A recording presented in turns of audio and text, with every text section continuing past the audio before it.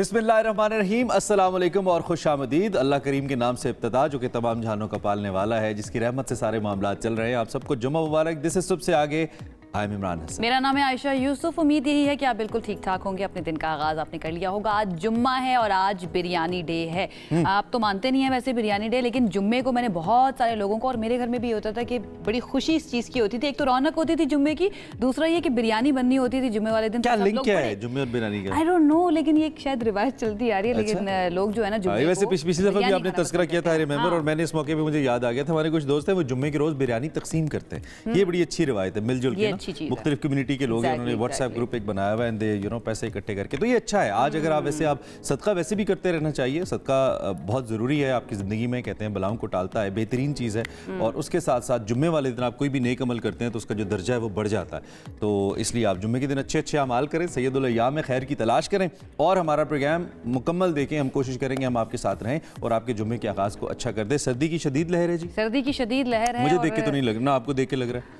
अच्छा, यहाँ पे हमने कंट्रोल टेम्परेचर रखा हुआ है। ट्राई टू अंडरस्टैंड, ये सारी बातें नहीं करते हैं इसके ऊपर। अच्छा जी, टेम्परेचर जो है वो ठीक है, लेकिन जो बाहर अगर हम निकल के देखें तो टेम्परेचर बहुत ज़्यादा गिरता जा रहा है। राइट नाउ अभी मैं देख रही थी तो 13 डिग्री सेंटीग्रेड है इस्लामाबाद का टेम्परेचर, लेकिन रात के वक्त और अर्ली मॉर्निंग अगर हम देखें तो बहुत ज़्यादा हो जाता है। बालाई इलाके जो हैं उनके बारे में कहा जा रहा है कि वो बर्फबारी की लपेट में हैं। शिगर, अस्तोर समेत गिलगित बल्तिस्तान के बेशतर इलाके जो है वहाँ पर बर्फबारी हो रही है। पहाड़ों ने बर्फ़ की सफ़ेद चादर ओढ़ लिया है। मकानात, दरख्त, सब कुछ जो है ना बर्फ से ढक चुका है। कितना हसीन लग रहा है। मैं चाहता हूँ कि मैं बस देखता रहूँ। आज़ाद कश्मीर, वादी नीलम, कोटा, लीपा, यहाँ पे भी हर तरफ सफ़ेदी है। स्कर्दू तो खैर क्या ही बात है। गिलगित बल्तिस्तान की बात कर लें, आज़ाद कश्मीर के मुख्तलिफ इलाके, यहाँ पे पारा नुक्ता इंजमात से नीचे है, यानी कि माइनस में है टेम्परेचर। और शदीद सर्दी की इस वक्त जो दूसरी लहर है एक्सपेक्टेडली वो 22 दिसंबर से आ रही है। और 22 दिसंबर से मीन मतलब इससे भी ज़्यादा हो जाएगी क्या? इससे भी ज़्यादा हो सकती है। ये वैसे हम जानने की कोशिश करेंगे। अच्छा, हमने मुख्तलिफ शहरों के मौसम के बारे में आपको बताते रहते हैं, लेकिन आज़ाद कश्मीर जो है वहाँ पर क्या सिचुएशन है, मौसम कैसा है और लोग किस तरह से मौसम को एंजॉय करें, ज़रा ये आज जान लेते हैं। आज़ाद कश्मीर से हमारे नुमाइंदे हमारे साथ मौजूद हैं। शिराज, उनसे जानते हैं। मीरपुर आज़ाद कश्मीर से शिराज हमारे साथ मौजूद हैं। वो बता रहे हैं कि कैसा मौसम है वहाँ पर। जी शिराज। जी बिल्कुल, इस वक्त मैं मौजूद हूँ आज़ाद कश्मीर के ज़िला मीरपुर के शहर मीरपुर आज़ाद कश्मीर में, जिसको ओवरसीज़ का शहर और मिनी लंदन भी कहा जाता है। अगर मीरपुर आज़ाद कश्मीर के आप मौसम की बात की करें तो बीगा नवंबर भी गुजर गया और आज दिसंबर की 13 तारीख हो गई है, लेकिन मीरपुर आज़ाद कश्मीर में अभी तक बाराने रहमत नहीं बरसा। बारिश ना होने की वजह से जो खुश सर्दी है उसमें दिन ब दिन इजाफा होता जा रहा है। खुश सर्दी के बायस जो तिब्बी माहिरीन हैं उन्होंने मुख्तलिफ बीमारियां फैलने का खदशा भी जाहिर किया गया है। इसी हवाले से जब हमने PMA के प्रेसिडेंट डॉक्टर एजाज चौधरी से बात की तो उन्होंने भी लोगों से यही तलकीन की है कि गर्म मलबूसात का इस्तेमाल करें, मास्क का इस्तेमाल करें। अगर मीरपुर आज़ाद कश्मीर के इस वक्त मौसम की बात की जाए तो महकमे मौसमियात के मुताबिक जो मीरपुर आज़ाद कश्मीर में इस वक्त दर्जा हरारत है वो ज़्यादा से ज़्यादा 20 सेंटीग्रेड और कम से कम 7 सेंटीग्रेड रिकॉर्ड किया गया है। अगर ज़िला मीरपुर की बात की जाए जिसमें डडियाल, चकसवारी, इस्लामगढ़, मंगला, खड़ी शरीफ के इलाके हैं, वहाँ पर भी महकमे मौसमियात के मुताबिक बादलों और सूरज में आंख मिचौली तो जारी रहेगी, लेकिन आइंदा 24 घंटे के दौरान बारिश होने का अभी तक कोई इम्कान जाहिर नहीं किया गया। जबकि गुज़िश्ता रात मीरपुर आज़ाद कश्मीर का जो दर्जा हरारत है वो 2 सेंटीग्रेड भी रिकॉर्ड किया गया है। अब इस वक्त जो है मीरपुर आज़ाद कश्मीर में सूरज पूरे आबोताब के साथ निकला हुआ है और मौसम इस वक्त काफ़ी साफ और खुशगवार है। जी बाकी तो बहुत ही जबरदस्त है। कितनी खूबसूरत जगह पे ये खड़े हैं। आपको बताइए, खूबसूरत सी झील है और मंगला डैम की बैक साइड है ये, और फिर ये टच करती है। पहले मुझे ये तो बताइए, बादलों और सूरज की आंख मिचौली क्या होती है? बादलों और सूरज की आंख मिचौली क्या होती है? फिल्मी ज़बान में आपको बताएं, आज हमने जॉन एलिया का डे मनाना है, उसमें हमने कुछ ऐसी शायरी लेकर आनी है कि उससे थोड़ा सा आपको समझ आएगा कि बादल और सूरज की आंख मिचौली क्या होती है। मैं बहुत ज्यादा उसमें कुछ थोड़ा रोमांस होगा ना, तो इसमें भी सेलिब्रेट करेंगे जनाब आज आप इंशाल्लाह। लेकिन उससे पहले जरा बता देते हैं कि शाम में जो पाकिस्तानी हमारे अच्छी खबर है यार। वो 318 पाकिस्तानी पाकिस्तान वापस पहुंच चुके हैं। बैरूत से लेकर जो है ये खुसूसी तैयारा इस्लामाबाद इनको पहुंचा है। वफाकी वज़ीर एहसन इकबाल, वज़ीर आज़म ऑफिस और वजारत खारजा के हुक्काम ने इनका इस्तकबाल किया। मैं उन पाकिस्तानियों से जो इसमें भी कुछ मनफी पहलू तलाश करने की कोशिश कर रहे हैं, कौन तलाश कर रहा है मनफी पहलू? सोशल मीडिया पे जाइए, मुझे बहुत हैरानी होती है ऐसे लोगों को देखकर। बहुत अच्छा इकदाम है, हुकूमत ने ओन किया अपने शहरियों को, अपना जहाज भेजा, प्राइम मिनिस्टर ने लेबनीज प्राइम मिनिस्टर से बात की और उसके बाद ये मुमकिन हुआ कि ये शहरी सीरिया से बाय रोड लेबनान गए और वहां से एयरपोर्ट के जरिए यहाँ पे आए और यहाँ पे भी फिर इनके लिए पीडीएम ने बसों का इंतजाम किया था। आपको मालूम है ये पाकिस्तानी थे, कोई भी पाकिस्तानी मुश्किल का शिकार होगा, हुकूमत ने कहा था कि हुकूमत उसके साथ खड़ी है। प्राइम मिनिस्टर की एफर्ट के बाद ये सारे पाकिस्तानी आप मंजर देख रहे हैं और फिर प्राइम मिनिस्टर ने एहसन इकबाल साहब जो कि प्लानिंग के मिनिस्टर हैं, उन्हें खास तौर पे हिदायत की कि आप जाके इनको खुशामदीद कहें। तो आप उन पाकिस्तानी जो बहुत मुश्किल से आ रहे हैं जंग की हालत से, सोचिए कि वो कितना इत्मीनान महसूस कर रहे होंगे और ये बहुत जरूरी है इमरान के। ठीक है, तनकीद हम करते हैं और बड़ा ही आसान है तनकीद करना, लेकिन जब कोई अच्छा काम करती है ना हुकूमत तो उसके ऊपर अप्रिशिएट करना भी बनता है। इतना दिल बड़ा होना चाहिए कि आप ये हौसला पैदा करें कि आप तारीफ भी कर सके अच्छे इकदाम की। और ये बहुत अच्छा इकदाम किया हमारी हुकूमत की जानिब से कि हमारे पाकिस्तानी जो फंसे हुए थे शाम में वो बाहिफाजत वतन वापस पहुंच और बेचारे किस हद तक परेशान हाल है। मैं उम्मीद करता हूँ जितनी भी फैमिलीज वापस आई हैं, अगर उनमें से कुछ हमें देख रहे हैं तो आपको खुशामदीद कहते हैं, welcome back to home. That's why we say अपने मुल्क की सॉवरेनिटी इतनी इंपॉर्टेंट। फौरन से उठ के पाकिस्तान पे तनकीद करना शुरू हो जाते हैं।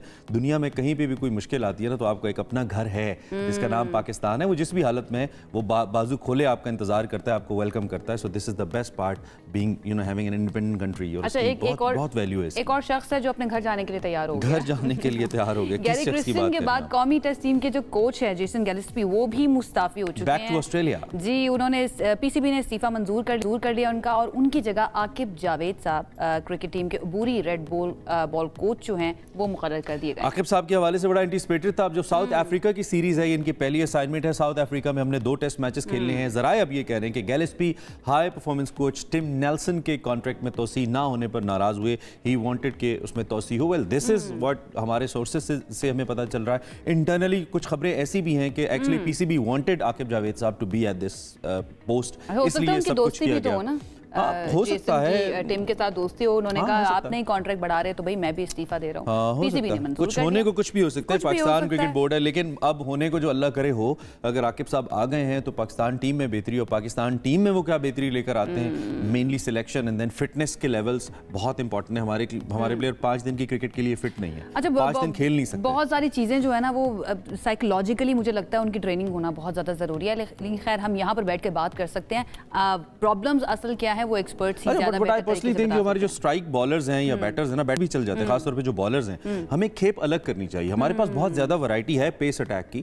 तो जो टेस्ट मैच के बॉलर्स हैं वो अलग हो सकते हैं, जिनका टेम्परामेंट, जिनका स्टेमिना 5 दिन का हो, और एक अच्छी टीम अलग से बनाई जा सकती है। बट देखते हैं आकिब भाई क्या स्ट्रेटजी लेकर आते हैं। मोहसिन नकवी साहब तो कह रहे हैं कि मैं टीम ठीक करके जाऊंगा। आपको लगता है वो टीम ठीक करेंगे? Let's see I look forward. उम्मीद हमारी जो है ना वो यही है मोहसिन नकवी साहब से। बहरहाल जी, दूसरी तरफ अमेरिका का रुख कर लें। इनका ड्रोन जो है वो रात को अमेरिका चला गया था। तो नौ मुंतखब अमेरिकी सदर डोनाल्ड ट्रंप जो है उनको टाइम मैगजीन ने दूसरी मर्तबा पर्सन ऑफ द ईयर करार दिया। ये टाइम मैगजीन ने इससे पहले भी किया था, 2016 में आई बिलीव इन्होंने किया था। खैर इस दफा 2024 के लिए शॉर्टलिस्ट किए गए जो उम्मीदवार हैं, इनमें जो मौजूदा अमरीकी नायब सदर हैं कमाला हैरिस, उनका नाम था। बरतानवी शहजादी केट मिडल्टन थी इसके अंदर। इसके अलावा इजरायलियन प्राइम मिनिस्टर बेंजामिन नेतन्याहू जो दुनिया में जुल्म के पहाड़ गिरा रहे हैं, बदतरीन आदमी अब तक की तारीख में जो दुनिया ने देखा है उनमें से एक हैं। इसके अलावा मैक्सिको की सदर क्लाडिया शेनबाम और स्पेस एक्स के मालिक एलॉन मस्क और पॉडकास्टर जो रोगन भी इसमें शामिल थे। बहुत सारी आम शख्सियत है, बहुत आम शख्सियत है। टाइम मैगजीन की जानिब से डोनाल्ड ट्रंप को वही जो हमने बात की 2016 में भी पर्सन ऑफ द ईयर करार दिया गया था। दिलचस्प बात जो है ना वो ये है कि डोनाल्ड ट्रंप ने 2013 में इस मैगजीन के बारे में एक बात की थी, बड़ी तनकीद की थी और कहा था कि ये बस खत्म होने वाला है, इसको एक मजाक करार दे दिया था। उसके बाद जब 2015 में टाइम मैगजीन ने जर्मन चांसलर एंजेला मर्केल को पर्सन ऑफ द ईयर करार दिया, तब भी उन्होंने शिकायत की और तनकीद की थी। लेकिन जब 2016 में वो खुद बने ना person of the year Donald Trump, तो उन्होंने कहा नहीं ये बहुत अच्छा मैगजीन है, इसकी बहुत ज्यादा अहमियत है। आप फिर कर जाती ना साफियों वाली हरकत, फिर ऐसी बातें पुरानी याद करा देती हैं। ओके, हो जाता है, मुंह से निकल जाती है बात। आप सहाफी तो बात का बतंगड़ बना लेते हैं, ये भी ट्रंप ही वैसे कहते हैं कि सहाफी बात का बतंगड़ बना लेते हैं। खैर ट्रंप साहब कांग्रेचुलेशंस, अब तो सारे सितारे इस वक्त लगता है कि सबकी चमक आपके ऊपर है। लेट्स सी क्या होता है। टाइम मैगजीन वंस अगेन आपको कह रही हो द बेस्ट वन। ठीक है, आगे बढ़े। एक अमेरिका में एक हादसा हुआ और वो हाईवे के ऊपर हुआ, उसकी भी खबर आपको दे देते हैं। चूंकि ड्रोन अमेरिका में ही था, लेके आया खबर, हमने कहा छोटी है लेकिन है तो सही। हाईवे पर एक जहाज़ गिरकर तबाह हो गया, इंतहाई ख़तरनाक ये हादसा था जो टेक्सास में पेश आया और इसमें जहाज़ 2 हिस्सों में तकसीम हो गया और ये मलबा देखें सड़क के ऊपर गिरा पड़ा है। इसको देख के मैं ऐसे डर गया हूँ कि खुदा न खास्ता हाईवेज़ पे हम भी ट्रैवल कर रहे होते हैं तो वैसे ही फोबिया हमें जहाज़ों से रहता है यार कहीं कोई आगे सामने गिर ना जाए। प्लेन और देखना ये जिस तरह से बीच में से 2 टुकड़े हो चुका है जहाज, आई डोंट नो इसके साथ प्रॉब्लम क्या हुई ये अभी तक पता नहीं चला, लेकिन पायलट समेत 4 अफराद इसमें सवार थे, वो चारों जख्मी हो गए हैं, अस्पताल उन्हें मुंतकिल कर दिया। मुझे पता है कौन से मनाजिर, ये जो भोजा एयर का एक प्लेन क्रैश हुआ था आपको याद है? I have been at the spot, मैं गया था उसको देखने के लिए, तो बिल्कुल ऐसे मनाजिर थे और इसी तरह से किलोमीटर्स के अंदर उसका मलबा बिखरा था, बड़ा जहाज था वो और उसमें कोई अराउंड 190-95 लोग आई रिमेंबर उसमें शहीद भी हुए थे, फौत भी हुए थे। तो खैर कोई ना जान नहीं गई है, जख्मी हुए हैं लेकिन यह है कि उनको अस्पताल मुंतकिल कर दिया गया है। एक और बड़ा मसला, मैं तो वैसे सिर्फ रोड की बात नहीं कर रहे ना, प्लेन में बैठे हुए मुझे तो वैसे ही बड़ा फोबिया है, वैसे ही लगता है। खैर अब सर्दी जूझू बढ़ रही है, हमने दोबारा वापस आते हैं कुछ लोकल स्टोरीज की जानिब। सर्दी जूझू बढ़ने लगी है, लोड शेडिंग का मसला बढ़ा है और लोड शेडिंग बिजली की नहीं है, वैसे कल मेरे घर में लोड शेडिंग बिजली की भी हो रही थी, I don't know why. Gas के बारे में हम बात करने जा रहे हैं। गैस के हवाले से खास तौर पे खबरें आ रही हैं, कराची हो, क्वेटा हो इटसेल्फ जहाँ से गैस आती है, लाहौर, रावलपिंडी, पेशावर, बड़े बड़े जितने शहर हैं यहाँ पे गैस की लोड शेडिंग रिपोर्ट हो रही है, चूल्हे ठंडे हो रहे हैं और अनफॉर्चुनेटली उस टाइम पे ठंडे हो रहे हैं जब नाश्ता बनना है और खाना बनना है। ये बड़ा अनफॉर्चुनेट है। ये कुछ इलाके जहाँ पर ज्यादा हो रही है वो जरा बता देते हैं। लाहौर का इलाका गड़ी शाह हुआ है, डेविस रोड है, अंदरूनी शहर की बात कर लें, मुस्लिम टाउन की बात कर लें, गार्डन टाउन, ग्रीन टाउन और सहाफ़ी कॉलोनी समेत दीगर इलाके जो हैं वो इस वक्त शदीद लोड शेडिंग का शिकार हैं गैस की। सिंध के वज़ीर तवानाई नासिर हुसैन शाह जो हैं सेक्रेटरी तवानाई को सिंध में गैस की बढ़ती लोड शेडिंग और कम प्रेशर के हवाले से ख़त लिखने को कह दिया कि वफाकी हुकूमत को ख़त लिखें कि ये बड़ा ज़रूरी है इसकी लोड शेडिंग को कम से कम किया और जाए। मैं ये समझता हूँ कि अगर लोड शेडिंग करनी भी है तो कम से कम उन 2-3 घंटों के अंदर जब खाना बनना है आप तब दे दें, यानी कि हीटर एक्चुअली जो हीटर लोग चलाते हैं या कंप्रेसर्स लगाते हैं उससे गैस में फ़र्क पड़ता है ना, तो आप खाने के वक्त तो दें। हम ना रिक्वेस्ट वाले मोड में आ जाते हैं कि ठीक है आपने करनी है ना तो कम से कम उस टाइम तो दे दें जिस टाइम हमने खाना बनाना है। क्या करें तो समटाइम्स बड़ा मतलब हम 2025 में हुकूमत से रिक्वेस्ट करें कि हमने खाना बनाने हमें गैस दे दें, खुदा का वास्ता दे दें। लोगों ने खाना, बच्चे बेचारे भूखे जाते हैं स्कूल्स में और लोग ऑफिस में भूखे आते हैं। खैर हमने मुख्तलिफ शहरों में जाना है, हम आपकी आवाज़ बनते हुए मुख्तलिफ शहरों से जानते हैं। इस वक्त सबसे पहले हम पेशावर चले जाते हैं जहाँ पे वकास हमारे साथ मौजूद हैं, वकास बुनेरी। उनसे ज़रा पूछ लेते हैं कि पेशावर की क्या सिचुएशन है। वकास, पेशावर में क्या सिचुएशन है गैस लोड शेडिंग के हवाले से? सर्दियों में इजाफे के बाद पेशावर में गैस लोड शेडिंग का सिलसिला भी तवील होने लगा है। इस वक्त पेशावर में अगर गैस लोड शेडिंग की बात की जाए तो लोड शेडिंग की जगह गैस बंदिश का सिलसिला है, क्योंकि 24 घंटे के दौरान 18 घंटे तक गैस गायब रहती है। यहाँ पर तंदूर मालिकान भी LPG इस्तेमाल कर रहे हैं, तो इनसे पूछते हैं कि बताइएगा गैस लोड शेडिंग का सिलसिला काफ़ी तवील हो गया है तो आप लोगों को क्या मुश्किलात है और कितनी लोड शेडिंग हो रही है? जी सुबह से शुरू करो शाम तक गैस का कोई पता नहीं लगता। वहाँ हम लोग मजबूर लोग के गैस सिलेंडर इस्तेमाल कर रहे, गरीब लोग के वहाँ आटा महंगा है, यहाँ रोटी भी मजर से हटा सकते हैं, जब तोलते हैं तो हम वज़न पूरा देते हैं, वहाँ गैस नहीं है तो हम क्या करें, मजबूरी है। ये बताएं कि जो आम गैस होती है तो वो जब आती है तो उस पर कितना खर्चा आता है और LPG इस्तेमाल करने पर खर्चा कितना बढ़ जाता है? इसे कम से कम 1 लाख से ऊपर खर्चा आते हैं महीने का, और हमारा बिल जो है फिर भी 80,000 90,000 तक ये बिल भेजते हैं। आम हुकूमत से ये दरख्वास्त है कि कोई बात नहीं, हम गरीब लोग वैसे भी डूबा हुए हैं, मगर बड़ी मेहरबानी हुकूमत से मेरा अपील है कि आपका गैस के बहरान जो है ख़त्म करें। जी बिल्कुल, इनका यही कहना है कि शहरियों को अगर घर पे गैस नहीं मिलती तो वो हमारे पास आते हैं, यहाँ पर रोटियां ख़रीदते हैं, नाश्ते जो है यहाँ पर तैयार ली जाती है, लेकिन हमें भी गैस मुयसर नहीं है तो इसीलिए फिर शहरियों को भी मुश्किलात है और इनके कारोबार में भी इनको मुश्किलात। ठीक है वकास, घरेलू सार्फिन तो परेशान हैं ही, इसके साथ साथ जो दुकानें चला रहे हैं ना नान रोटी की, वो भी बहुत ज़्यादा परेशान हो गया। कोयटा का ज़रा रुख कर लेते हैं। कोयटा और उसके मज़ाफ़ात में आपको पता है वैसे ही सर्दी बहुत ज़्यादा होती है, माइनस में चला जाता है टेम्परेचर, लेकिन मसला ये है कि वहाँ पर भी गैस प्रेशर जो है ना वो बहुत ज़्यादा या तो कम है या फिर मुकम्मल ही गैस गायब है। तो जान लेते हैं इसमत से कि वो क्या बताएंगे कि कितने घंटे की लोड शेडिंग हो रही है, आ भी रही है गैस या नहीं आ रही। जब बताएं ज़रा इसमत। जी बिल्कुल, इस वक्त जो है कोयटा और मुज़ाफ़ात शदीद सर्दी की लपेट में है। आज भी जो है कोयटा में कम से कम दर्जा हरारत -4 डिग्री सेंटीग्रेड रिकॉर्ड किया गया है। साथ ही साथ हम देख रहे हैं कि कई शहरों में, ख़ासकर कोयटा में जो मरकज़ी इलाके हैं और नवाई इलाके, यहाँ पर गैस का जो है बहरान एक दफ़ा फिर जो है सर उठाने लगा। इसी तरह यहाँ पर हम देख रहे हैं कि कोयटा में मरकज़ी इलाकों में भी गैस प्रेशर में कमी और लोड शेडिंग का जो सिलसिला एक मरतबा फिर शुरू हो गया। इसी तरह हम देख रहे हैं नवाई इलाकों में भी जो है मुकम्मल गैस बंदिश के भी जो है शिकायत सामने आ रहे हैं। वहाँ पर भी गैस जो है मुकम्मल बंद होने से शहरी आए रोज़ सरापा एहतजाज होते हैं। इस वक्त हम एक दुकान में मौजूद है कोयटा सर्कुलर रोड पर, यहाँ पर भी एक शहरी गैस भरवा रहे हैं, हम इनसे बात करते हैं। अच्छा बताएं, आप LPG गैस खरीद रहे हैं, घर के हवाले से बताएं कि गैस कितने बजे जाती है, कितने बजे आती है, और लोड शेडिंग के हवाले से बताएं। गैस तो बिल्कुल माशाल्लाह हमारे बलूचिस्तान का ही गैस है, लेकिन हमें तो मिल ही नहीं रहा है। आप देख सकते हैं कि मैं अभी सिलेंडर भराने आया हूँ और इसी से तो घर तो पूरा गर्म तो नहीं हो सकता है। लिहाजा क्या कह सकते हैं कि हुकूमत से बस मेहरबानी करें, हमारे बच्चे को देखें, और मसाइल सारे हर घर में मसाइल हैं, गैस तो बिल्कुल आती नहीं है। जी बिल्कुल, शहरी यहाँ पर शिकवा कर रहे हैं कि मुकम्मल जो है दिन में गैस नहीं होती, खाने पकाने के लिए जो है घरेलू जो सार्फिन है इनको मुश्किलात का सामना करना पड़ता है। यहाँ पर जो शहरी है ये मुतालबा कर रहे हैं कि शहर में जो है खासकर कोयटा में जो है गैस फराम किया जाए ताकि इनकी मुश्किलात में भी कमी आ सके।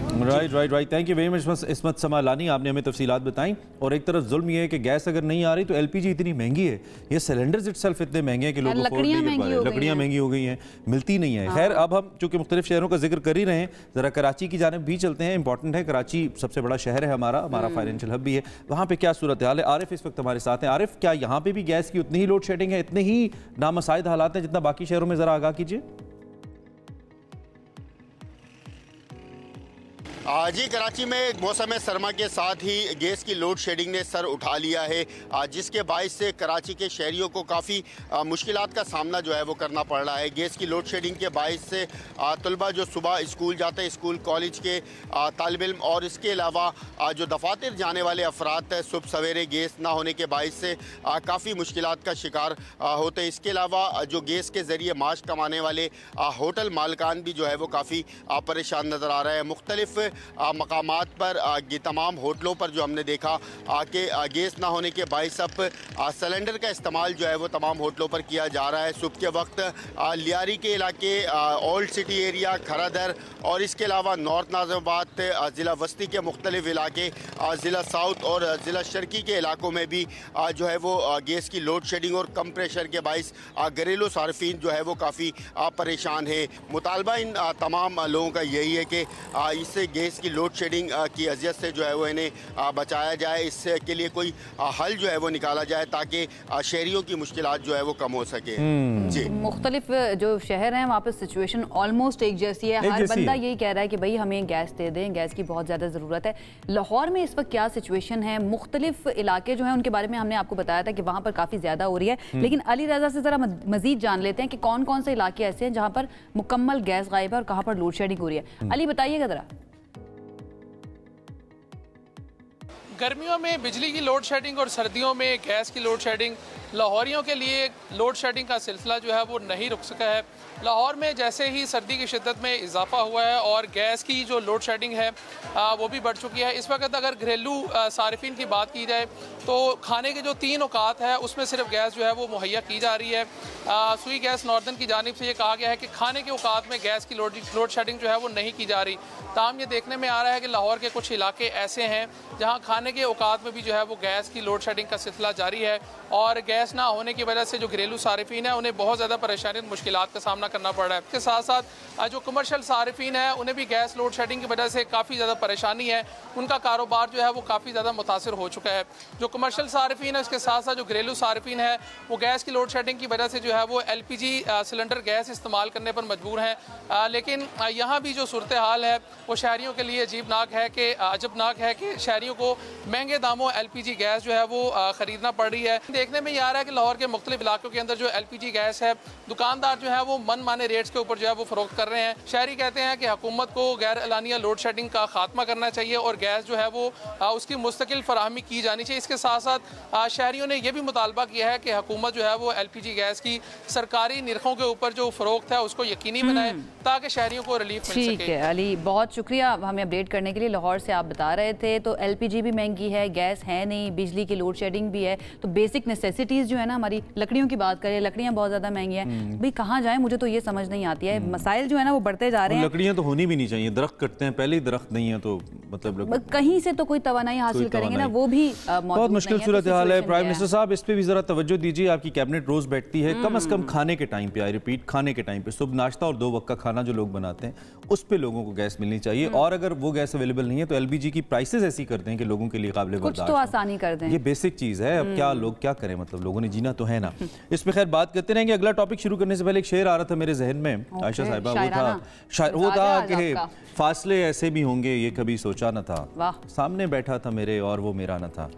ये जिक्र है तहरीक इंसाफ और हुकूमत का कि अब फासले कम तो हो रहे हैं, एक दूसरे के सामने तो हैं, लेकिन एक दूसरे पे ट्रस्ट का फुकदान है बहुत ज्यादा।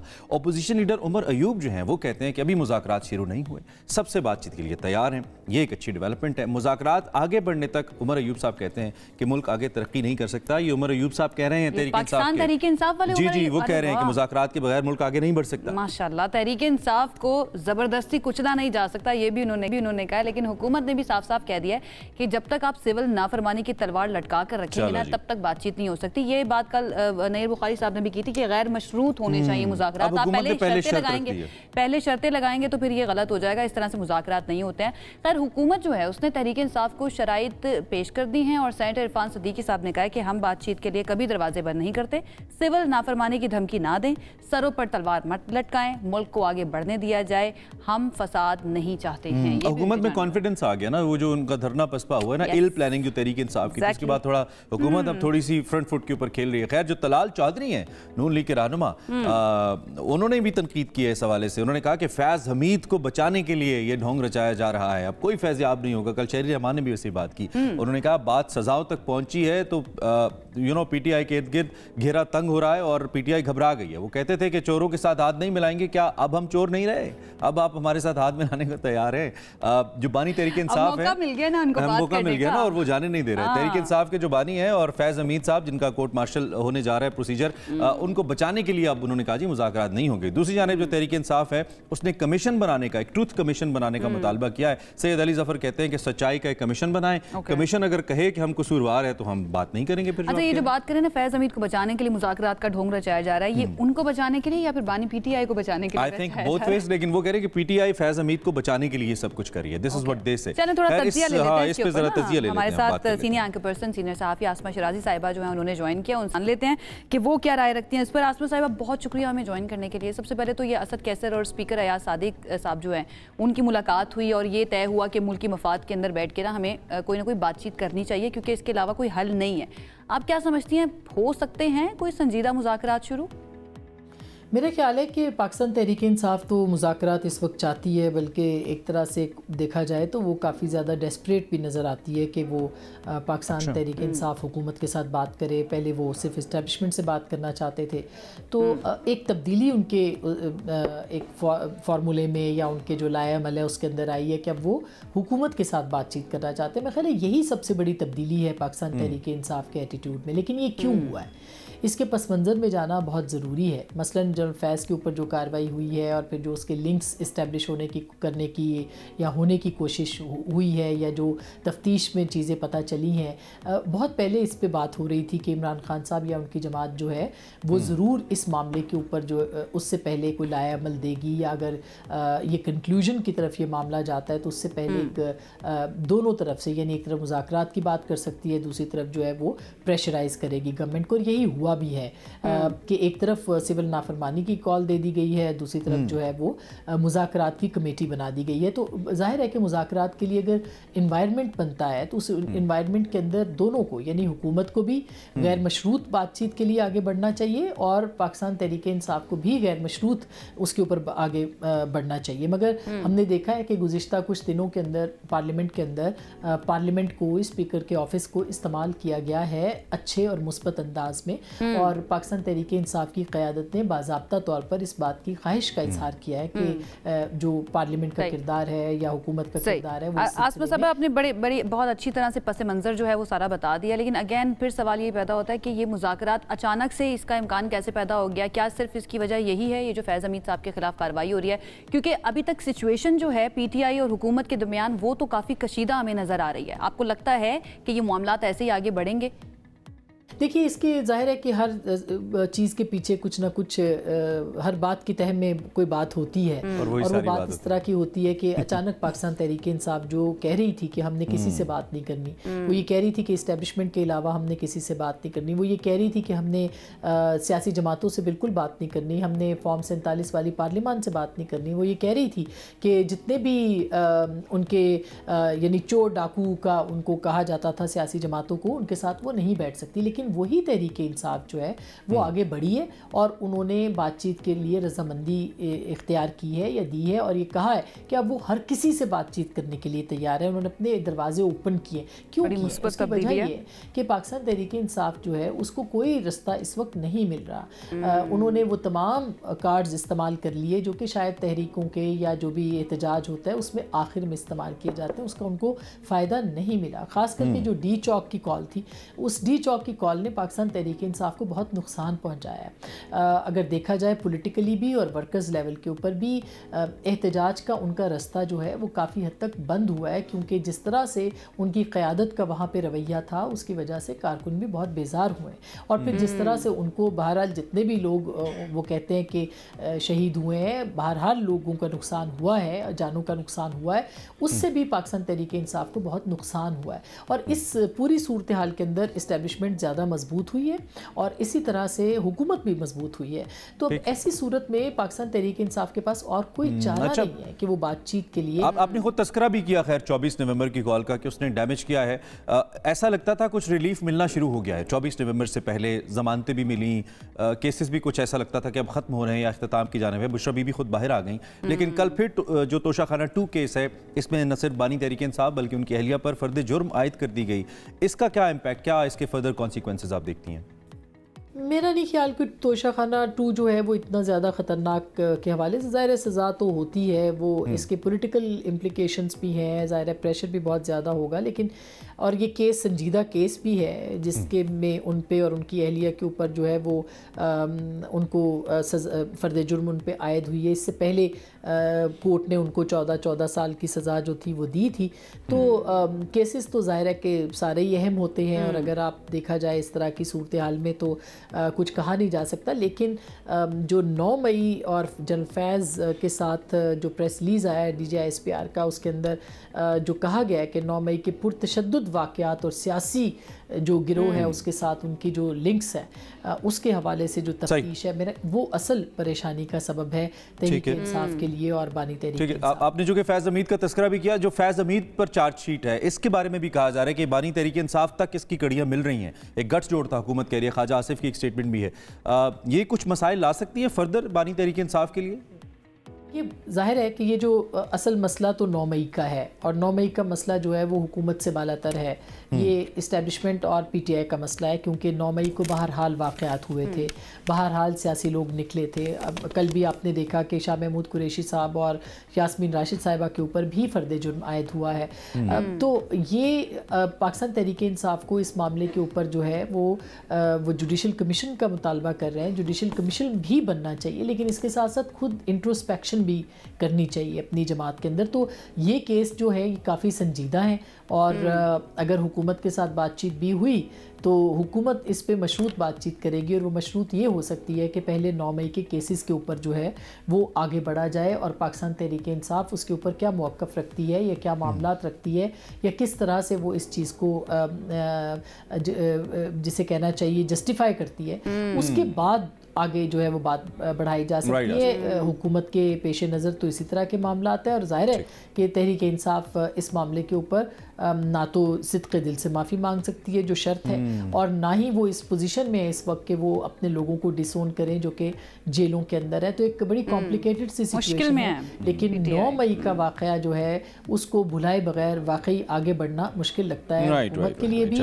और सीनियर सहाफ़ी और तज्ज़ियाकार आसमा शिराजी साहिबा, thank you very much for precious time, और आपके तज्ज़िये का भी बहुत शुक्रिया। जो वक्त सूरत हाल चल रही है उसके ऊपर तहरीक इंसाफ के लिए मुश्किल वक्त है, ऐसा मुश्किल वक्त है, बैकफुट पे नजर आ रही है बहुत ज़्यादा, इसीलिए वो कह रहे हैं आफ्टर 24 नवंबर खास तौर पे, स्पेशली उसके बाद हम कह सकते हैं 24 से 26 के दरमियान जो कुछ भी हुआ था डी चौक पे। हम ज़रा जान लेते हैं पाकिस्तान तहरीक इंसाफ का मौक़िफ़ भी, आपको पता है उसके बगैर मुकम्मल नहीं होगा शो जब तक हम दूसरे फरीक का मौक़िफ़ नहीं लेते। शौकत यूसुफजई साहब ने पाकिस्तान तहरीक इंसाफ के रहनुमा, उन्होंने हमें ज्वाइन किया। शौकत साहब बहुत शुक्रिया हमें ज्वाइन करने के लिए। उमर अयूब साहब कह रहे हैं कि हम अब सबसे बातचीत करने के लिए तैयार हैं, मुतज़ाद ख़बरें भी आ रही हैं कि बातचीत शुरू हो गई है, कोई कह रहा नहीं हुई। कब तक बाकायदा तौर पर शुरू हो सकते हैं मुज़ाकरात? देखिए, जहाँ तक मुज़ाकरात की बात है तो हमने तो अपना दरवाज़ा खोल दिया है मुज़ाकरात का। ये 26 नवंबर को रियासती तशद्दुद और जुल्म करने के बाद ये समझते हैं कि शायद पीटीआई टूट गई। पीटीआई नहीं टूटी है, न बिखरी है, न ख़त्म हुई है, ये गलतफहमी में न रहे। एक बहुत बड़ा फैसला करने जा रही है तहरीक इंसाफ, और वो इसलिए कि इस मुल्क के अंदर रूल ऑफ लॉ नहीं है, ह्यूमन राइट्स वायलेशन हो रही है, बेगुनाह सियासी वर्करों के साथ ज्यादतियां हो रही है। तो उसके लिए उन्होंने सिविल नाफरमानी जैसे तहरीक का भी ऐलान कर दिया, और वो ज़ाहिर है 14-15 से उसका वो बाकायदा आगाज शुरू हो जाएगा। अब इतना बड़ा फैसला किया है, लेकिन साथ साथ उन्होंने मुज़ाकरात की कमेटी भी बना ली है ताकि हुकूमत को ये शिकवा ना रहे। हमेशा ये गिला रहती है कि तहरीक इंसाफ जो है मुज़ाकरात नहीं करती है। अब मुज़ाकरात के लिए जब हम हामी भर लें तो ये आगे से एक तरफ रऊनत दिखाते हैं, फिर मजाक उड़ाते हैं। तो ये अब कंफर्म हो गया पाकिस्तानी अवाम को कि ये नालायक हुकूमत है, ये मुज़ाकरात से भाग रही है, और इसलिए भाग रही है कि इनका ये ख्याल है कि इमरान खान अगर बाहर आ गया मुज़ाकरात के नतीजे में तो फिर हमारा क्या होगा। ये सिर्फ इंतकाम की कार्रवाई की वजह से न मुल्क को देख रहे हैं, न आइन को देख रहे हैं। लेकिन शौकत यूसुफजई साहब, ये वो मुज़ाकरात है, ऐसा लगता है कि आपने सिविल नाफरमानी वाला डंडा, मुहावरतन कह रहा हूँ, डंडा उठा लिया और कह रहे हैं कि चलो करो मुज़ाकरात। ये ऐसे मुज़ाकरात लग रहे हैं। इत्तेफाक राय कैसे पैदा हुआ इस पर, ये हम जानना चाहते हैं। ये हमारे लिए जरा अचंभे की बात है। देखिए, हुकूमत पहल करे ना, ये तो हुकूमत का काम होता है।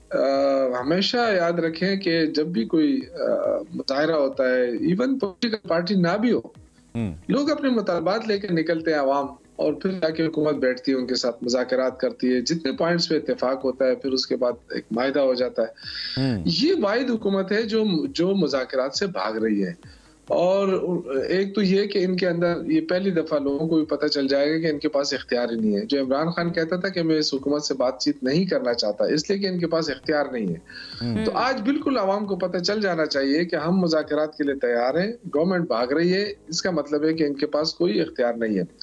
अब देखें, जब दोनों तरफ से अगर सिग्नल है मुज़ाकरात का तो आगे बढ़े, हुकूमत पहल करे।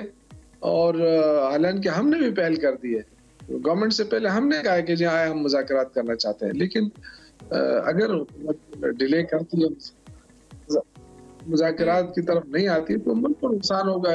इनका क्या है, ये तो कल चले जाएंगे, सारे मुल्क तक नहीं होगा तो ये सारे बाहर चले जाएंगे। लेकिन शौकत साहब, हुकूमती रहनुमा जो है वो तो कहते हैं कि हम तो तैयार हैं मुज़ाकरात करने के लिए, लेकिन गैर मशरूत होने चाहिए। ये सिविल नाफरमानी की तहरीक की तलवार जब तक आप सर पर लटका के रखेंगे, सेनेटर इरफान सिद्दीकी साहब ने भी यही बात की थी, तब तक मुश्किल है मुज़ाकरात शुरू होना। तो क्या ऐसा पॉसिबल है, कोई पॉसिबिलिटी है कि ये सिविल नाफरमानी की तहरीक की कॉल जो आपने दी है ये आप वापस ले लें?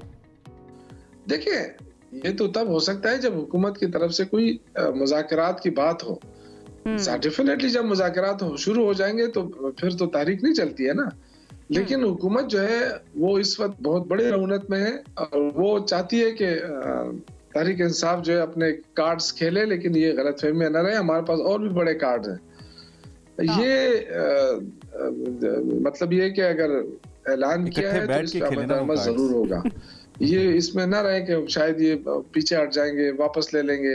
वापस लेने का एक ही सूरत है कि मुज़ाकरात शुरू होंगे तो फिर हम अपने कॉल के ऊपर गौर कर सकते हैं। अदरवाइज इमरान खान ने कहा है कि सिविल नाफरमानी की तारीख हर सूरत में होगी। अब देखें, हम सब चाहते हैं कि मुज़ाकरात हो, हम सब चाहते हैं कि यहाँ तक बात ना जाए, यहाँ तक नौबत ना पहुंचे, क्योंकि सिविल नाफरमानी की तारीख जो होती है उससे मुल्क को नुकसान होता है। अब इनको फिक्र ही नहीं है मुल्क की, ये क्या सोच रहे हैं? जब 70% लोगों ने तहरीक इंसाफ को वोट दिया है और जो कुछ तहरीक इंसाफ के साथ हो रहा है तो लोगों के अंदर गुस्सा तो है। चले तो आपका मौक़िफ़ आ गया। थैंक यू वेरी मच, बहुत शुक्रिया, आपने वक्त दिया और अपनी जमात का, अपनी लीडरशिप का मौक़िफ़ हमारे सामने रखा। इस वक्त तहरीक इंसाफ क्या सोच रही है? सिविल नाफरमानी के जरिए करें मुज़ाकरात, नहीं तो फिर आ रही है सिविल नाफरमानी। मुझे तो खुशी इस चीज़ की हो रही है, वो कह रहे हैं भाई हम सबसे बात करने के लिए, लेकिन अब बहुत अरसे के बाद हमने सुना। ये अच्छा है, लेकिन हुकूमत is quite like feeling cool down. 24 नवंबर का एपिसोड है, हुकूमत थोड़ा रिलैक्स करके देखते हैं आगे किस जानिब जाती है सूरत हाल। कार्ड्स है अभी इनके पास, कहते हैं, और कार्ड्स खत्म नहीं हो रही, वो जो ताश के पत्ते होते हैं वो खत्म नहीं हो रहे हैं, खत्म नहीं हो रहे हैं। इस पे हम बात करते रहेंगे। क्विक ब्रेक लेते हैं, ब्रेक के बाद वापस आते हैं। We have a lot to share, stay with us. Break के बाद एक मरतबा फिर से खुश आमदीद, और अब बात करते हैं उस शायर की जिनकी तन्हाई में ख्वाबों के सिवा कुछ भी नहीं, जो कहते हैं कि मेरे कमरे को सजाने की तमन्ना है तुम्हें, मेरे कमरे में किताबों के सिवा कुछ भी नहीं। तारुफ नहीं चाहिए इस शायर को। जॉन एलिया का जिक्र कर रहे हैं हम। उनके दोस्त कमर रजी ने एक बार कहा था कि एक बहुत जल्दी बुरा मानने वाला लेकिन बेहद मुखलिस दोस्त, अपने ख्यालात में डूबा राहगीर, एक फ़लसफ़ी, एक फ़ौरन रो देने वाला गमगुसार, एक खुददार और दिल से चाहने वाला आशिक, कमज़ोर लेकिन सारी दुनिया से एक साथ झगड़ा मोल लेने वाला खूगर, सारी दुनिया को अपना दोस्त बना लेने वाला इंसान, हद दर्जे गैर जिम्मेदार और बीमार, ये है वो फनकार जिसे लोग जॉन एलिया के नाम से जानते हैं। बेशक जॉन एलिया की पैदाइश हुई थी 14 दिसंबर 1931 को अदीबों और आलिमों के ख़ानदान में। 6 साल की उम्र में उन्होंने अपना पहला शेर कहा था। वो शेर आपको सुनाती हूँ, लेकिन उससे पहले कि आज क्योंकि 13 तारीख है, आज हमारा लास्ट शो है, तो हमने सोचा कि ये बड़ा ज़रूरी है कि हम जॉन एलिया को सेलिब्रेट करें, उनका यौम पैदाइश सेलिब्रेट करें। वो आप मनाएंगे कल, लेकिन हम आज ही सेलिब्रेट कर रहे हैं। और ये जो उन्होंने पहला शेर कहा था ना, इस उम्र में ऐसा ही शेर कहा जा सकता है, लेकिन इस अंदाज में शायद नहीं कहा जा सकता। वो कहते हैं चाह में उसकी तमाचे खाए हैं, चाह में उसकी तमाचे खाए हैं, देख लो सुर्खी मेरे रुखसार की। ये जॉन एलिया का अंदाज है और वो अंदाज बहुत कमाल है। अपने बारे में भी बहुत कुछ कह गए, अपने बारे में क्या कह गए? वो कहते हैं कि मैं भी बहुत अजीब हूँ, इतना अजीब हूँ कि खुद को तबाह कर लिया और नहीं कि ख्वाहिशे कुर्सी से हाल भी नहीं, अपना ख्याल भी नहीं, उसका ख्याल क्या? तू मेरा हौसला तो देख, दाद तो दे कि अब मुझे शौक़े कमाल भी नहीं, खौफ़े ज़वाल भी। क्या? मैं भी बहुत अजीब हूँ, मैं भी बहुत अजीब हूँ, इतना अजीब हूँ। क्या कहने? मैं भी बहुत अजीब हूँ, इतना अजीब हूँ कि बस खुद को तबाह कर लिया और मलाल भी। मैं भी बहुत अजीब हूँ, इतना अजीब हूँ कि बस खुद को तबाह कर लिया और मलाल भी नहीं।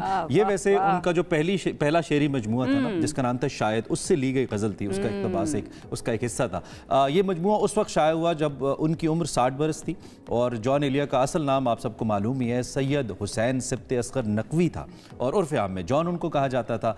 बरजस्ता कलाम, सादा ज़बान, अछूते मिजाज की वजह से दुनिया भर में जो उर्दू के मद्दाह थे, उर्दू शायरी को समझने वाले, वो आज भी उनके दिलों में बसते हैं। इम्तिहान में क्या दाग ही देंगे मुझको दान में, क्या मेरी हर बात बेअसर ही रही, मेरी हर बात नक्श है कुछ मेरे बयान में, क्या बोलते क्यों नहीं मेरे हक में, बोलते क्यों नहीं आबले पड़ गए जबान में, क्या।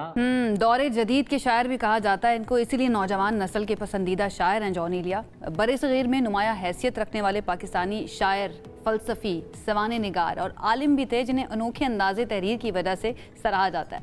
जॉन एलिया के शेरी मजमुओं में शायद भी है, गुमान भी है, गोया भी शामिल है। दहशत, झिझक, परेशानी, नाज से काम क्यों नहीं लेती आप, वो जी मगर, ये सब क्या है?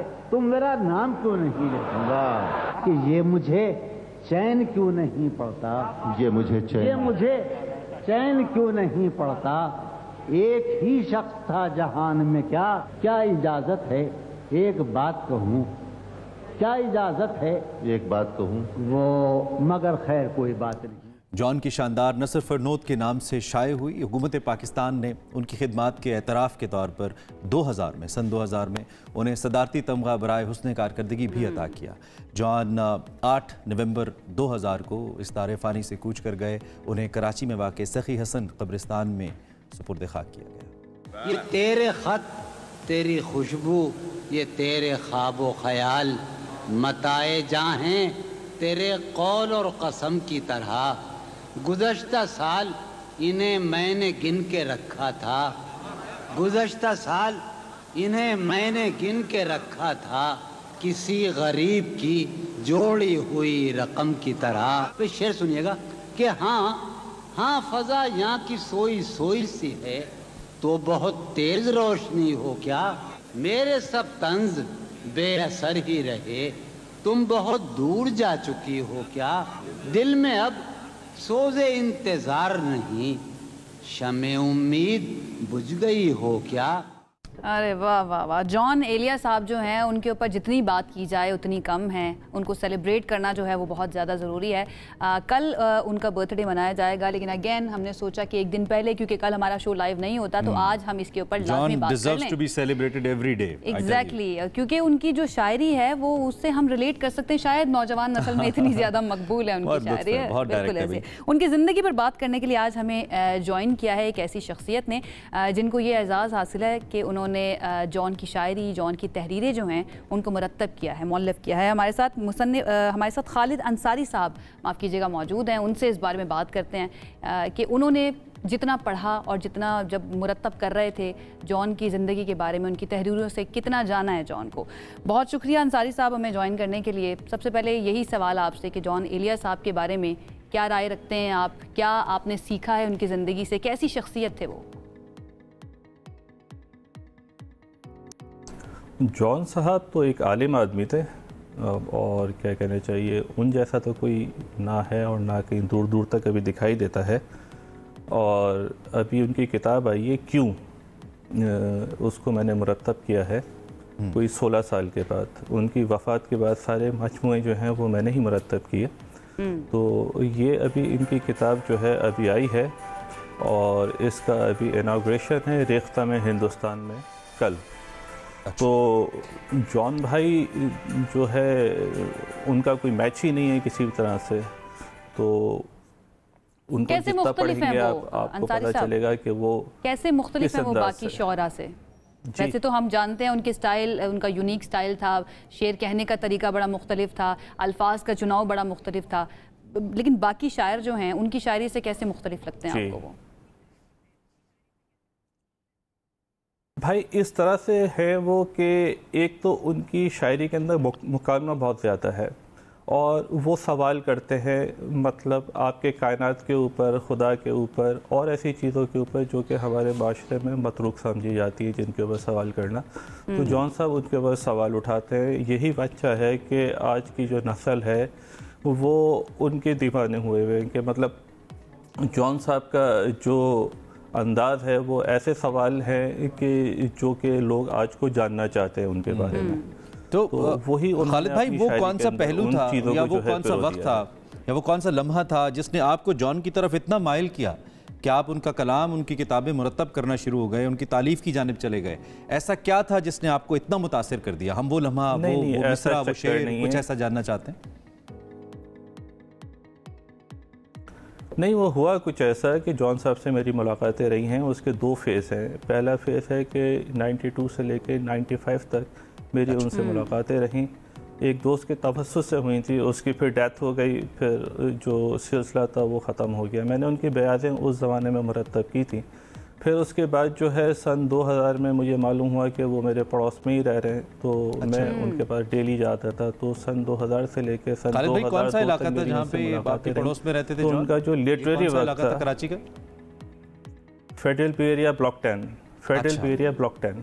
अच्छा, ओके जी, प्लीज़ जारी रखिए। तो वहाँ पे जी तो वहाँ पे मेरी इनसे मुलाकातें रहीं। अच्छा, ये था कि उनका जितना भी काम था, उनकी बयातें मैंने बनाई थी तो वो मेरे पास थी। जो कि उनकी अचानक जब वफ़ात हो गई तो वो सब चीज़ें मेरे पास थी, तो फिर मैंने उनकी जो फैमिली है कि उनसे बात करके उन चीज़ों को मुरतब किया। अच्छा, ये बड़ा एहसान किया आपने। अच्छा खालिद साहब, ये बताइए कि ये जो क्यों जिसके बारे में आप बता रहे हैं, उनकी किताब जिसको आपने कहा कि कल बाकायदा तौर पे उसको मुरतब आपने किया है और वो आ रही है सामने, इसके अंदर क्या ख़ास है, क्या मुख्तलिफ है दीगर जो उनके मजमूए हैं? जी भाई इस किताब के अंदर उनका वो कलाम है जो कि गैर मतबूआ है। उसमें 80 गज़लें हैं, 18 नज़में हैं, कव्वालियाँ हैं, ख़तात हैं और मंज़ूम ख़त भी हैं इसके अंदर। तो ये इस किताब का जो है वो फॉर्मेट है पूरा, और ये सारी चीज़ें जो हैं वो अनपब्लिश्ड हैं। तो अब तक जितने मजमूए हैं या शायरी जॉन की हमारे पास दस्तयाब है, चूँकि अब वो ज़ाहिर बात है दुनिया में नहीं है, तो क्या ये आखिरी मजमूआ है या इसके बाद मज़ीद कोई ऐसा कलाम है आपके पास जो दोबारा आ सकता है इसके बाद भी? मेरे पास हैं चीज़ें और भी, जी मेरे पास हैं, लेकिन मेरा इरादा है कि उसको कुलियात में बाक़ियात की हैसियत से शामिल करके अपना काम ख़त्म कर दूँ। तो अंसारी साहब, ये फिर अवेलेबल कैसे हो सकता है? जो लोग पढ़ना चाहते हैं मज़ीद जॉन को, उन तक कैसे पहुंच सकती है? क्या ये मार्केट में भी दस्तयाब होगी, ये जिस मजमूए का जिक्र हम कर रहे हैं? जी ओके, जी ये मार्केट में दस्तयाब है।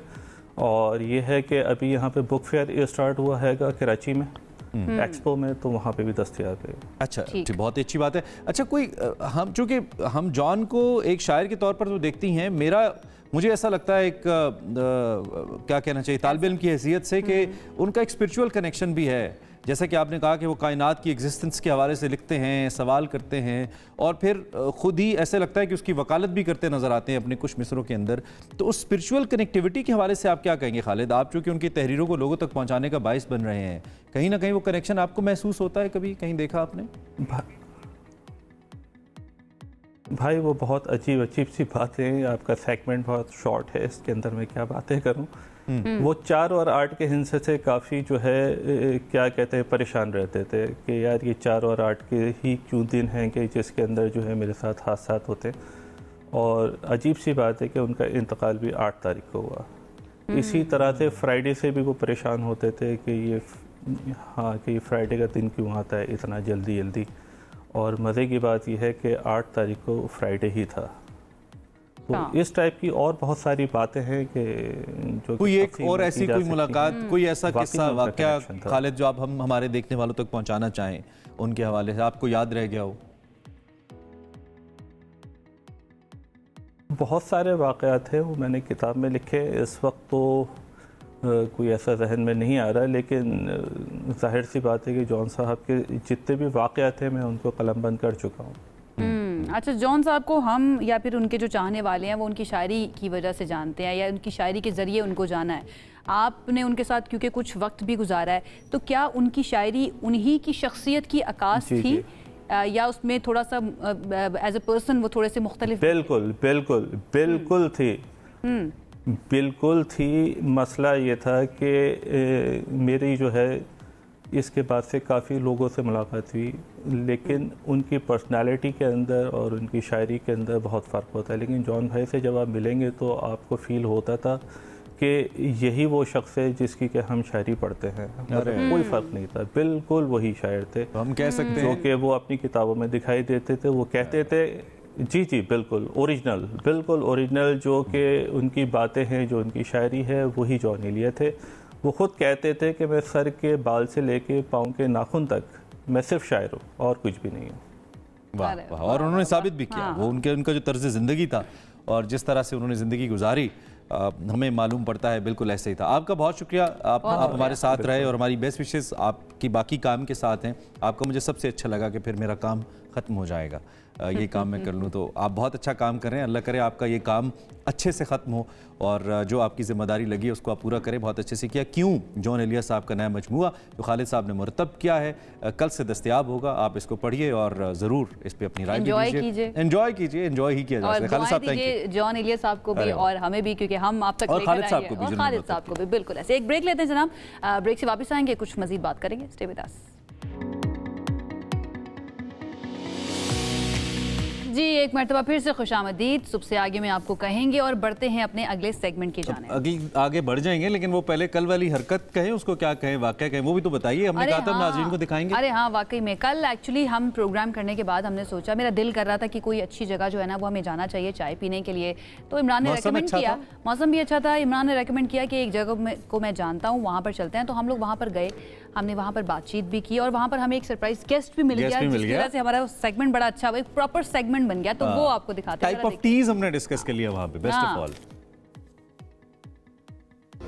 तो इस्लामाबाद में जब भी आपका मूड बने भाई चाय पीने का, दिन के वक्त या शाम के वक्त, तो इससे अच्छी जगह जिसे इस्लामाबाद में स्पॉट के नाम से याद किया जाता है। आयशा को पहली दफा मैं यहाँ पे लेके आया हूँ, मैंने कहा थोड़ा इस्लामाबाद की वाइब देखें। लाहौर की तो तारीफें कर थकते नहीं है Lahore. This is one of the spots Ayesha, जहाँ पे बहुत से लोग आते हैं और अपना लेजर टाइम मैं तो उसे कहूँगा एंजॉय करते हैं विद नेचर। अच्छी सी चाय। आई हूँ यहाँ पे क्योंकि मैं लाहौर से हूँ।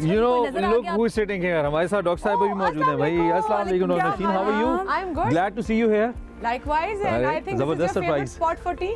It is बहुत अच्छा और हमें बहुत अच्छा लगा आपको देख के। आप तो आई बिलीव कॉफी पी रही हैं ना? जी जी जी जी, मैंने कहा आज क्योंकि मौसम भी कुछ ऐसा सा है, मैं कहा कॉफी। अरे वाह, अब चले अच्छा ही हुआ, वैसे ही अकेली बैठी थी, हमने कहा आपको कंपनी में और कॉफी की बात करनी है तो हमने सोचा कि आप जो है वो यहाँ पर हैं तो आपसे भी पूछ लेते हैं। चाय स्वागत हो गया। सही बात है। हम जब यहाँ पे आ भी रहे थे, हमने सोचा कि एक तो मुख्तलिफ टाइप्स ऑफ टी यहाँ पे अवेलेबल है, तो हमने कहा जरा सब मंगवा के उनकी क्या न्यूट्रिशनल वैल्यू कहेंगे उसे, न्यूट्रिशनल वैल्यू जो है ना वो हम जानने की कोशिश कर रहे थे और आप हमें यहाँ पे मिल गई हैं, तो again what a good combination ना। अच्छा हो गया। बड़े मजे की बात है कि जो पाकिस्तान है उस दिन मैं पढ़ रही थी कि पर पर्सन हम 1.5 किलो पत्ती इस्तेमाल करते हैं एनुअली पाकिस्तान में। हर बंदा 1.5 किलो पत्ती कंज्यूम कर रहा है। एग्जैक्टली। तो हम 1.5 किलो को मतलब हम 1.5 किलो को 24-25 करोड़ या चले बालिगान में 15 करोड़ ले लें। एग्जैक्टली। ज़रब दे लें। देखें आप देखें, that's a huge number in the amount of investment we do in our tea. And to be honest I believe tea is the solution to every problem. अच्छा, मैं वही पूछने लगा था कि हम ये जो चाय को हर चीज का हल समझते हैं, सर में दर्द है चाय ले आओ, वैसे अस्सलाम चले ये ऑर्डर भी दे लेते हैं साथ में, फिर हम बात कर लेते हैं। क्या हाल है आपके?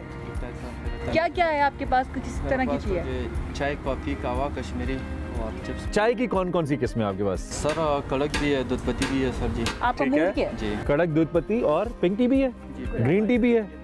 मैं तो चाह रहा हूँ सारी मंगवाएं, आए हैं तो सब ट्राई तो करें। कर लेते हैं, एक काम करें, जितनी भी किस्म की जो बन सकती हैं, जो बन सकती हैं अभी वो ले आए। लगे हाथ तो समोसे भी लें रहेंगे ना, हम आपको कहते रहेंगे आप पकौड़े और समोसे। और हम पे कोई वीडियो ना बनाए कि समोसा सेहत के लिए नुकसान नहीं, कभी कभी चलता है आउटडोर में, इतने अच्छे एटमॉस्फेयर में तो चलता है। अच्छा, आप चाय की वो हिस्ट्री को हम डिस्कस कर रहे थे, आप पाकिस्तानी कौम के हवाले से, तो वाकई हम मतलब हर चीज़ के लिए चाय पे रिलाई करते हैं। Basically it's more of a national drink बन चुका है हमारा, ठीक है। और मेरा ख्याल है कि चाय के में ये भी है कि ऑफ कोर्स जो कैफीन पार्ट है वो आपको बूस्ट देता है। आपने अपना काम स्टार्ट करना है, फोकस करना है, पढ़ाई करनी, कुछ भी करना है, तो वो आपकी इस पर डिपेंडेंस होती है। बहुत से लोगों की जैसे सुबह सुबह they want a black cup of black coffee, ठीक है, तो उसके बगैर उनका दिन का आगाज नहीं, आंखें नहीं खुलती कुछ लोगों की। तो वो आपकी चीजें तो आपको एक बूस्ट देती है, आपको एनर्जी देती है, आप उसको लेके चलते हैं। और मजे की बात है कि पाकिस्तान में हमारे पास इतनी तरह की चाय, जैसे अभी हमारे भाई ने कड़क चाय, तो दूध पत्ती, तो सेपरेट चाय, तो इतनी कौन कौन सी चाय है। वैसे एक और बात है, क्या वाकई हम अगर न्यूट्रिशनल पॉइंट ऑफ व्यू से बात करें तो ये जितनी टाइप्स ऑफ चाय होती हैं, ये वाकई इसमें फर्क भी होता है या सिर्फ बेचने के टैक्टिक्स है कि टैग्स अलग अलग कर दो, बल्कि चाय आ भी? अरे वाह, चलो जी जबरदस्त। तो आप देखें ना, ये रंगों के हिसाब से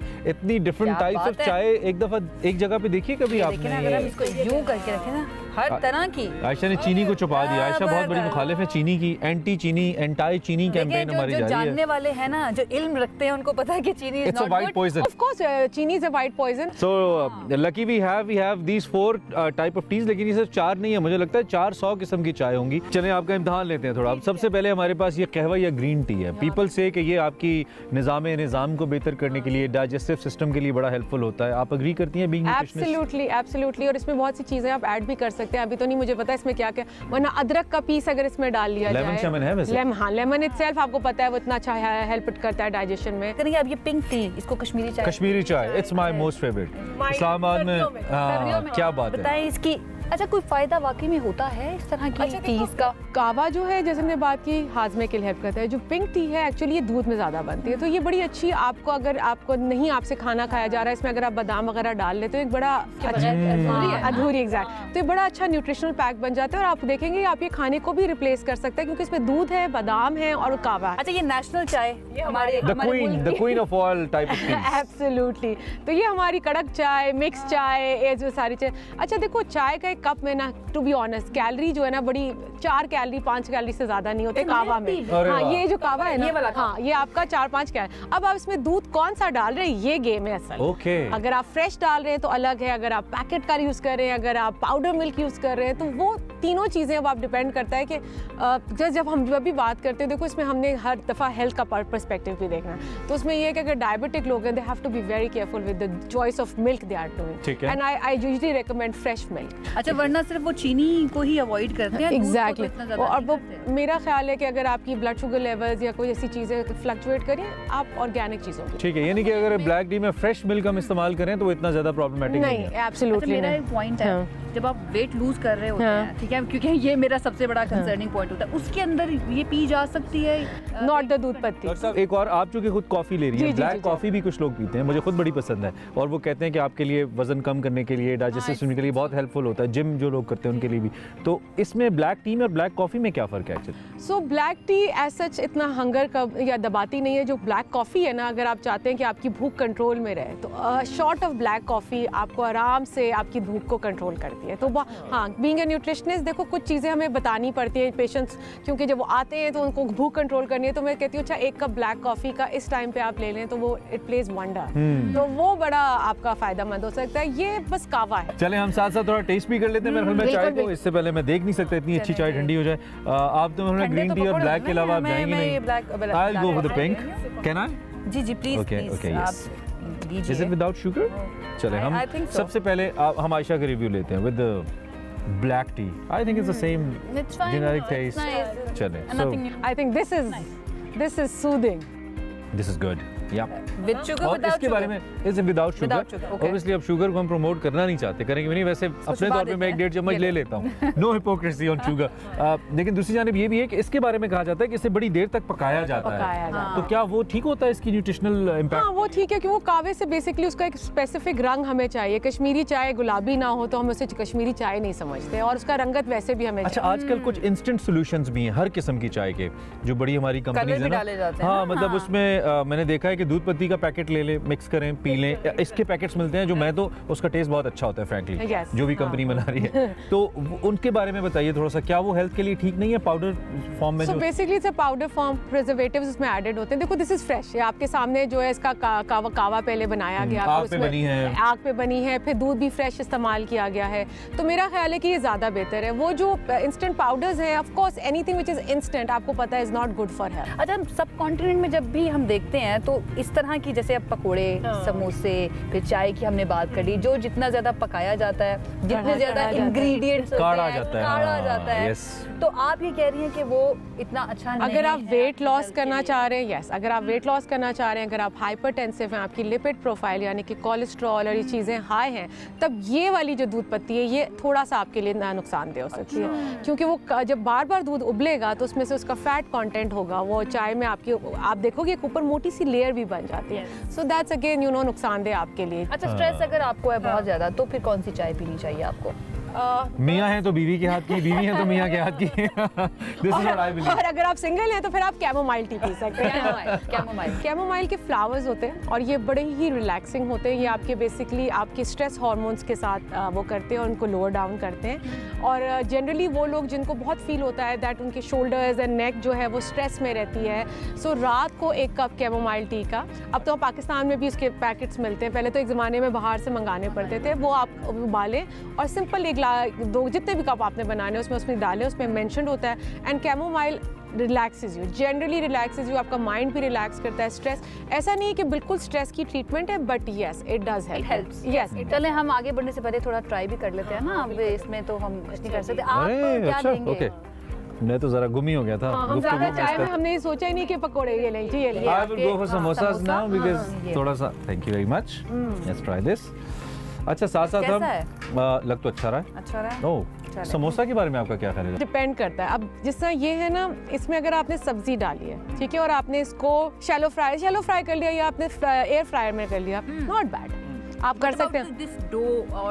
देखो डो जो है ना, अगर आप आपने घर की बनी, आपको एग्जैक्टली पता होगा उसमें जीरा डला हुआ है, उसमें मैदा आटा मिक्स है, सारी चीजें, तो वो आपको फायदा देता है। अच्छा, इसके नुकसान की सिर्फ वजह ये है कि ये डीप फ्राइड होता है। ओके। और उसमें दूसरा ये है कि आलू वगैरह, ऑफ कोर्स हम आलू को हमेशा से स्टार्ची वेजिटेबल कहते हैं। मैं बार बार डायबिटीज़ की तरफ जाती हूँ क्योंकि something very close to my heart.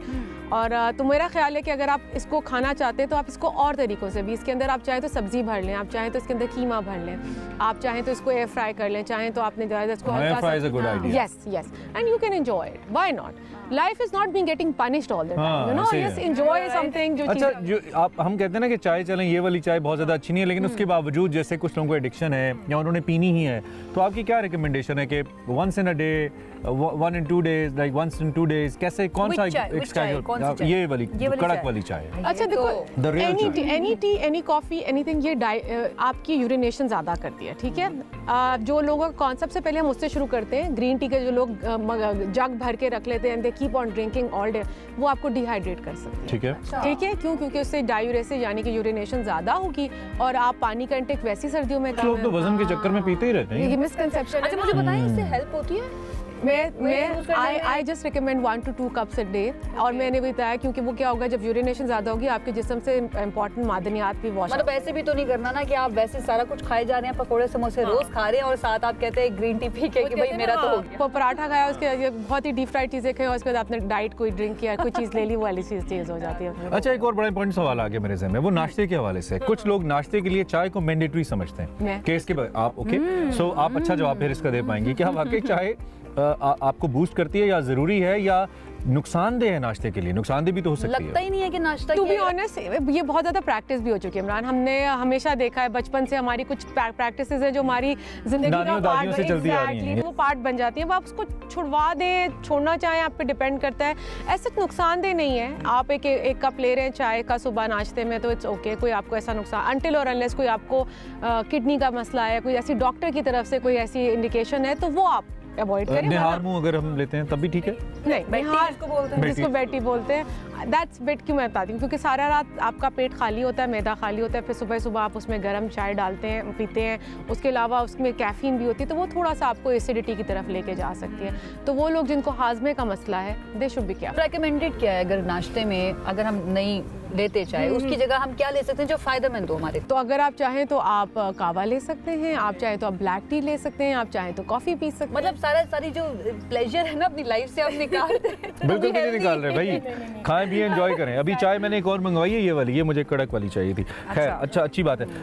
Finally कोई ऐसी चीज़ जो आप ऐड करना चाहें चाय के हवाले से? हमने कोशिश की हम सारे एस्पेक्ट को डिस्कस करें, कोई और चीज़ जो आप ऐड ऑन करना चाहें, लोगों को हेल्प करे उनकी लाइफ में चाय और लाइफ का बैलेंस लाने में। So basically I would recommend, ये आप ले सकते हैं, आप इंजॉय कर सकते हैं। इसमें जो एक चीज़ जिससे मुझे इख्तिलाफ है, जो मेरे पेशेंट्स को भी होता है, वो चीनी 4-4, 5-5 चम्मच चीनी डाल के वो चाय का। और अगर आप दिन में 3 कप भी चाय ले रहे हैं इमरान, तो इसका मतलब है कि आप 12 चम्मच चीनी ले रहे हैं। सो आप कहते हैं मैं कुछ मीठा नहीं खाता और मैं सिर्फ चाय में चीनी डालता हूँ, पता चलता है कि चाय में चीनी 4 चम्मच। एग्जैक्टली, तो ये आपके लिए नुकसानदेह। मेरा ख्याल है एंजॉय योर टी, बट उसके साथ इतना लीथल कॉम्बिनेशन मत लें। ओके, लीथल कॉम्बिनेशन जो है वो नहीं होना चाहिए। आप समझ रहे हैं? नहीं समझ रहे? I'm just getting it, बिल्कुल। इंशाल्लाह हम चीनी को हम नो करेंगे, ठीक है, और हम चाय को यस करेंगे, लेकिन वंस इन अ डे और twice max in a day. जो लोग 4 कप पीते हैं उनको जरा इस पे फोकस करना होगा, और अदरवाइज चाय इज गुड। हम सब ने एंजॉय करना है। डॉक्टर साहब, thank you very much. Thank you so much, बहुत अच्छा लगा आपसे मिलकर, अच्छा लगा। इतने अच्छे एटमॉस्फेयर में इतनी अच्छी चाय सिर्फ इस्लामाबाद में नहीं मिलती, कराची, लाहौर, दूसरे शहरों में भी ऐसे स्पॉट्स होंगे। अगर आपके पास कोई स्पॉट हो तो हमें बताइएगा, हम उसको अपने प्रोग्राम में दिखाएंगे। तो इस स्पॉट से फिल वक्त मेरे ख्याल में खत्म करें, बंद करें, चलते हैं हम। गर्मा गर्म पकौड़े हमने ऑर्डर किए हैं, क्योंकि अभी तो हमारी ये वाली नशिश जो है ना, चाय पकौड़े की चल रही है। आप लोग जाइए, एंजॉय कीजिए। इंशाल्लाह आपसे दोबारा मुलाकात, दोबारा स्टूडियो में आइए। हाय हाय हाय, वैसे तो यूजुअली कहा जाता है ना, सारे पैसे व्यू के हैं। सारे पैसे व्यू के नहीं है, चाय के भी सारे पैसे हैं, उन पकोड़ों के भी पैसे हैं। और पकोड़े जितने मजे ले के आपने खाए हैं ना, वो याद है, वो देखे हैं। और मुझे कुछ भी नहीं हुआ, कुछ टीम मेंबर्स परेशान भी हुए बाद में, मुझे कुछ नहीं हुआ। और दूसरी बात यह है कि उस कंपनी के भी पैसे हैं जो आपको मिलती है। So thank you doctor Nausheen once again. I hope आपको अपने चाय के बारे में बताया। और सरप्राइजिंग वाज कि पूरी दुनिया में 500 अरब 5 billion cup of T consume किया जाता है पूरी दुनिया में और 2 अरब कप कॉफ़ी पी जाती है। अच्छा मतलब चाय और मैं आयशा से कह रहा था कि ये वैसे 3 अरब तक होती चाय, लेकिन जो लोग 3-3 4-4 बार पीते हैं एक दिन में ना, उनकी वजह से ये नंबर बहुत आप जो है ना मेरे 2 कप एक्स्ट्रा चाय को जो है ना आपने 2 अरब के करीब, because I want you to कि आप कम कंज्यूम करें। हमारा बहुत ज़रा मुबादला जाता है उसके ऊपर जो हम चाय मंगवाते हैं पाकिस्तान में। खैर इस पर हम बात करते रहेंगे। आई होप आपको सेगमेंट अच्छा लगा है। Please give us your feedback ताकि हम दोबारा बाहर जाएं और दोबारा हम चाय पकौड़े खा के ये ना फिर से पक्का कर रहे हैं आप लोगों को। आप लोग फीडबैक देंगे ना तो फिर दोबारा जाना पड़ेगा। चलिए अब एक बहुत ज़बरदस्त सेलिब्रिटी से आपकी मुलाकात करवाते हैं, एक आर्टिस्ट से आपको मिलवाते हैं। उन आर्टिस्ट से आप पहले हमारे तवज्जुद से मिल चुके हैं, लेकिन वो डायरेक्ट नहीं था, ऑब्वियसली इनडायरेक्ट था। आज डायरेक्टली हमने उनसे रिक्वेस्ट की कि भाई ऐसे हमें मज़ा नहीं आया, हम आपसे बात करना चाहते हैं, आप हमें वक्त दें, हम आपके काम को डिस्कस करें। हमारे साथ जो आर्टिस्ट मौजूद हैं उन्हें सिर्फ हम नहीं जानते, उन्हें पूरी दुनिया जानती है। आयशा, बिल्कुल पूरी दुनिया जानती है और उसकी वजह यह है कि वो न सिर्फ पाकिस्तान बल्कि मुस्लिम दुनिया की हम कह सकते हैं पहली खातून कार्टूनिस्ट हैं। पाकिस्तान का नाम दुनिया भर में उन्होंने रोशन किया है। उनका एक कार्टून कैरेक्टर गोगी जो है उसको आलमगीर शोहरत मिली है, यह एजाज़ उनको हासिल हुआ। एक गोगी एक पाकिस्तानी शहरी औरत है जो सिनफी तासुबात जो हैं उन पर मबनी जो हमारा कल्चर है उसके तनाजुर में अपनी कमज़ोरियों के ऊपर बात करती है, लोगों की प्रॉब्लम्स, लोगों के चैलेंजेस के ऊपर बात करती है और हिस्से मज़ा बड़ा ज़बरदस्त है, बड़ा कमाल है। हाँ, बहुत ही अच्छे तरीके से सेल्फ एक्सप्लेनेटरी वे में लोगों को बताती है बहुत से मामलात के बारे में। ये किरदार लोगों को समाजी और तालीमी मसाइल के हवाले से ख़ास तौर पर आगाह करने के लिए उन्होंने तख्लीक किया, जिसे गोगी कहा जाता है। और ख़ास तौर पर मैं तो कहूँगा जब हम बहुत सारे बैनुल-अक़वामी कैरेक्टर्स को इम्पोर्ट करते हैं, डोरा का नाम ले लें या बारबी का नाम ले लें, तो व्हाई नॉट गोगी जो हमारा अपना कैरेक्टर है, जो हमारे अपने कल्चर से। हाँ, गोगी बल्कि दिखाइए कुछ प्रोडक्ट्स हैं हमारे पास। तो निगार नजर साहिबा की हम बात कर रहे हैं, गोगी उनकी और वो गोगी पहचान है। गोगी स्टूडियोज को भी उसकी भी रूह रमा है और मुस्लिम दुनिया की पहली कार्टूनिस्ट भी है, इंटरनेशनली एक्नॉलेज्ड आर्टिस्ट है। दुनिया भर में बहुत सारे अवार्ड्स हासिल कर चुकी हैं दुनिया भर के अंदर और यूनेस्को प्राइज उनके तमगा इम्तियाज उनके हिस्से में आया है, मोहतरमा फातिमा जिन्ना अवार्ड एंड व्हाट नॉट। कुछ अर्सा पहले ऑस्ट्रेलियन एम्बेसी के साथ एक इवेंट हमने कवर किया था, आपको याद होगा, जिसमें उनकी जो गोगी कैरेक्टर है उसको मुख्तलिफ स्कूल, कॉलेज, यूनिवर्सिटी बसेस के ऊपर पेंट किया गया था जस्ट टू क्रिएट अवेयरनेस। और ये भी शायद दुनिया में पहली बार हो रहा है और BBC की जो 100 मोस्ट इन्फ्लुएंशियल वुमेन हैं उनकी लिस्ट में भी शामिल रह चुकी हैं। बट नॉट क्या बताएं। हमारे साथ आज निगार साहिबा मौजूद हैं। Thank you very much for precious time and welcome. Thank you very much. आप कैसी हैं? ठीक ठाक हैं? बिल्कुल ठीक हूँ, बड़ा अच्छा लग रहा है। उस बाहर के माहौल में जब पिछला इंटरव्यू हुआ था उसके बाद यहाँ कोजी है। माशाल्लाह, you look great as ever. और कैसी जिंदगी गुजर रही है, काम कैसा चल रहा है, थोड़ा सा पहले इस बारे में बताइए। खूब काम हो रहा है और हर लेवल पे हो रहा है। असल में मैं ये कोशिश मेरी ये होती है कि अगर मैं कोई प्रोजेक्ट कर रही हूँ तो उसको बैलेंस करने के लिए कोई ऐसा चैरिटी या फिलैंथ्रोपिक प्रोजेक्ट करूं जिससे कि किसी का भला भी हो जाए। तो अगर ये पूछें कि क्या हो रहा है, तो एक तो किलिंग कैंसर काइंडली, KCK। बच्चों को जब कैंसर हो जाता है तो उनको इस चीज़ से सेंसिटाइज करना कि आपके साथ क्या होगा, कैसा होगा, क्या फ़ायदा होगा और डरना नहीं, घबराना नहीं। उसके लिए हमने गोगी को तो रखा है, लेकिन हमने बेबी एनिमल्स को आपस में इंटरेक्ट करके वो ट्रॉमा कम किया है। और इस तरह की डायलॉग, हाँ, थ्रू डायलॉग, हॉस्पिटल विजिट कर रहे हैं तो वो दिखा रहे हैं, बता रहे हैं, सुना रहे हैं। और साथ ही ये किया है, कोशिश ये की है कि पूरे साल 20,000 2025 में 12 महीनों के हर महीने की एक कॉमिक बुक, हर महीने में एक बात, एक पहलू, एक एस्पेक्ट से बच्चों को सेंसिटाइज करना, एक्सपोज करना। What do you think ये जो कार्टून कैरेक्टर्स होते हैं स्पेशली कितने इन्फ्लुएंशियल होते हैं ये? अगर हम लोगों की ज़िंदगियों के बारे में बात करने की बात कर लें, लोगों के चैलेंजेस की बात कर लें, कितना इन्फ्लुएंस करते हैं, कितना इम्पैक्ट होता है इनका? मैं आपको बताती हूँ कि इम्पैक्ट इतना होता है कि हम तो ज़रा पीछे हैं ना, बाकी जो तरक्की याफ्ता ममालिक हैं। आपको पता है कि अमेरिका में जब वर्ल्ड वॉर 2 हुई थी और उनको ज़रूरत पड़ी थी कि खून डोनेट किया जाए, तो डिज्नी ने किया था डोनाल्ड डक को। और डोनाल्ड डक ने एडवोकेट किया कि खून डोनेट करें। और इतना इम्पैक्ट हुआ था उस कैरेक्टर का कि बाद में जब ये सब कुछ ख़त्म हो गया, वॉर ख़त्म हो गई, तो उसको वो अवार्ड दिया गया। For the first time ever एक कार्टून कैरेक्टर को अवार्ड दिया गया इस बात पे कि उसने बड़ी पॉजिटिव मैसेज देके इस चीज़ की तरगीब दी कि किया जाए। खून दिया जाए। व्हाट इंस्पायर्ड यू कि आपको कार्टूनिस्ट बनना है? Comic books. कॉमिक बुक्स हमारे वक्तों में कॉमिक बुक्स होती थी और हम इतना पढ़ते थे, हमें इतना शौक था और इतना अच्छा लगता था, क्योंकि कॉमिक बुक्स में तहरीर कम होती है, तस्वीर ज्यादा, इसीलिए आपके सामने देखें 7 कॉमिक बुक्स का सेट है। हम चूंकि वेस्टर्न वर्ल्ड की एग्जांपल दे रहे हैं, मैं आपको दिखाता हूँ, मेरे पास पड़ी है इनकी दौलत, मेहरबान अजनबी से होशियार, आपको दिखाते हैं जरा। लेकिन एक कल्चर डेवलप हो जाता है, जैसे आपने वेस्ट की एग्जांपल दी ना, एक कैरेक्टर आया, फिर कोई और कैरेक्टर आता है, उसके अपने कुछ खास होते हैं, and then people start loving it, उनकी जिंदगी का हिस्सा बन जाता है। मैं आपकी की रिंग देख रहा हूँ, उस पर भी हमें वो कैरेक्टर नजर आ रहा है। This it happens like as a culture in western world. हमारे यहाँ वो कल्चर उस तरह से उसकी तरवीज क्यों नहीं हो पाती? दो वी नो कि हमारे बच्चे तो चाहते हैं, लेकिन वो बन नहीं पाता वो मोमेंटम। इसकी बुनियादी वजह क्या है? आई विश कि मोमेंटम बन जाता, क्योंकि मुझे तो 40 साल से ज़्यादा हो गए ये करते हुए। शायद वो माहौल या वो इम्पोर्टेंस देने की बात है, इसीलिए कभी मुझे ऑस्ट्रेलियंस करते हैं कि भाई गोगी को इस्तेमाल करके वुमेन एम्पावरमेंट पे, क्लाइमेट चेंज की अभी रिसेंटली बल्कि आपने वो किया मुक गया पानी खत्म कहानी, जिसका थीम था, लगे हाथों, उसको भी आप बताते जाइए उसके बारे में। जी, मुझे जब अप्रोच किया गया एक्चुअली, तो उन लोगों ने ये कहा कि आप एक दीवार पे, यूनिवर्सिटी की दीवार पे गोगी को यूज़ करके पेंट करें और वो ऊपर से नीचे तक जो है ना लोग देखें। मैंने कहा नहीं, मैं दीवारें नहीं पेंट करती, मैं इससे भी ज़्यादा मौसर एक ज़रिया आपको बता सकती हूँ, क्योंकि मैं 13 बसें पहले बना चुकी थी। अच्छा। इसी शहर में वरान की बसें थी। अच्छा, ओके। और हर टॉपिक पे, क्या वुमेन्स राइट्स, क्या education, environment. So Varan back in 2002, 2003 से ऑनवर्ड्स तो 13 बसें बनाई थी।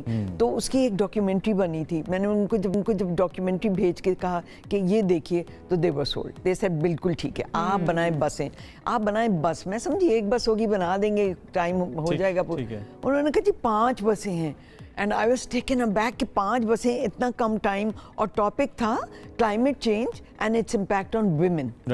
अब वुमेन पे क्या इम्पैक्ट पे मुझे स्टडी करना पड़ा, रिसर्च किया, उनसे मशावरत की, समझा कि 40 साल तक वो एग्रीकल्चर यूनिवर्सिटी को फंड करते रहे हैं, ये बताते रहे हैं कि किस तरह यहाँ के मुताबिक, यहाँ के मौसम के मुताबिक, यहाँ के क्लाइमेट चेंज के चैलेंज के मुताबिक किस तरह क्या उगाना चाहिए, किस तरह उगाना चाहिए। अच्छा, दिस इज वेरी इंटरेस्टिंग, क्योंकि जब कार्टून्स की बात आती है ना, तो उसको नॉन सीरियस भी समझा जाता है कि बच्चों की चीज़ें हैं कार्टून, बट इसके पीछे स्टडी कितनी ज़्यादा होती है अगर आपको एक पॉजिटिव मैसेज देना है। और आजकल के दौर में क्योंकि कंटेंट बहुत ही ज़्यादा और इजीली अवेलेबल है, आपको पता है हर बच्चे के हाथ में फ़ोन होता है, तो उसमें स्टैंड आउट करना जी इट्स वेरी डिफिकल्ट। जी, वो किस तरह से? वो इस तरह से कि आप रिसर्च करें और उसको फिर एसिमुलेट करके फिर उसके बाद उसमें एक फ़नी पहलू देखें, क्योंकि जब तक आपका कार्टून में पंच नहीं होगा, लेक्चर नहीं देना। लेक्चर तो बहुत हैं देने वाले, आप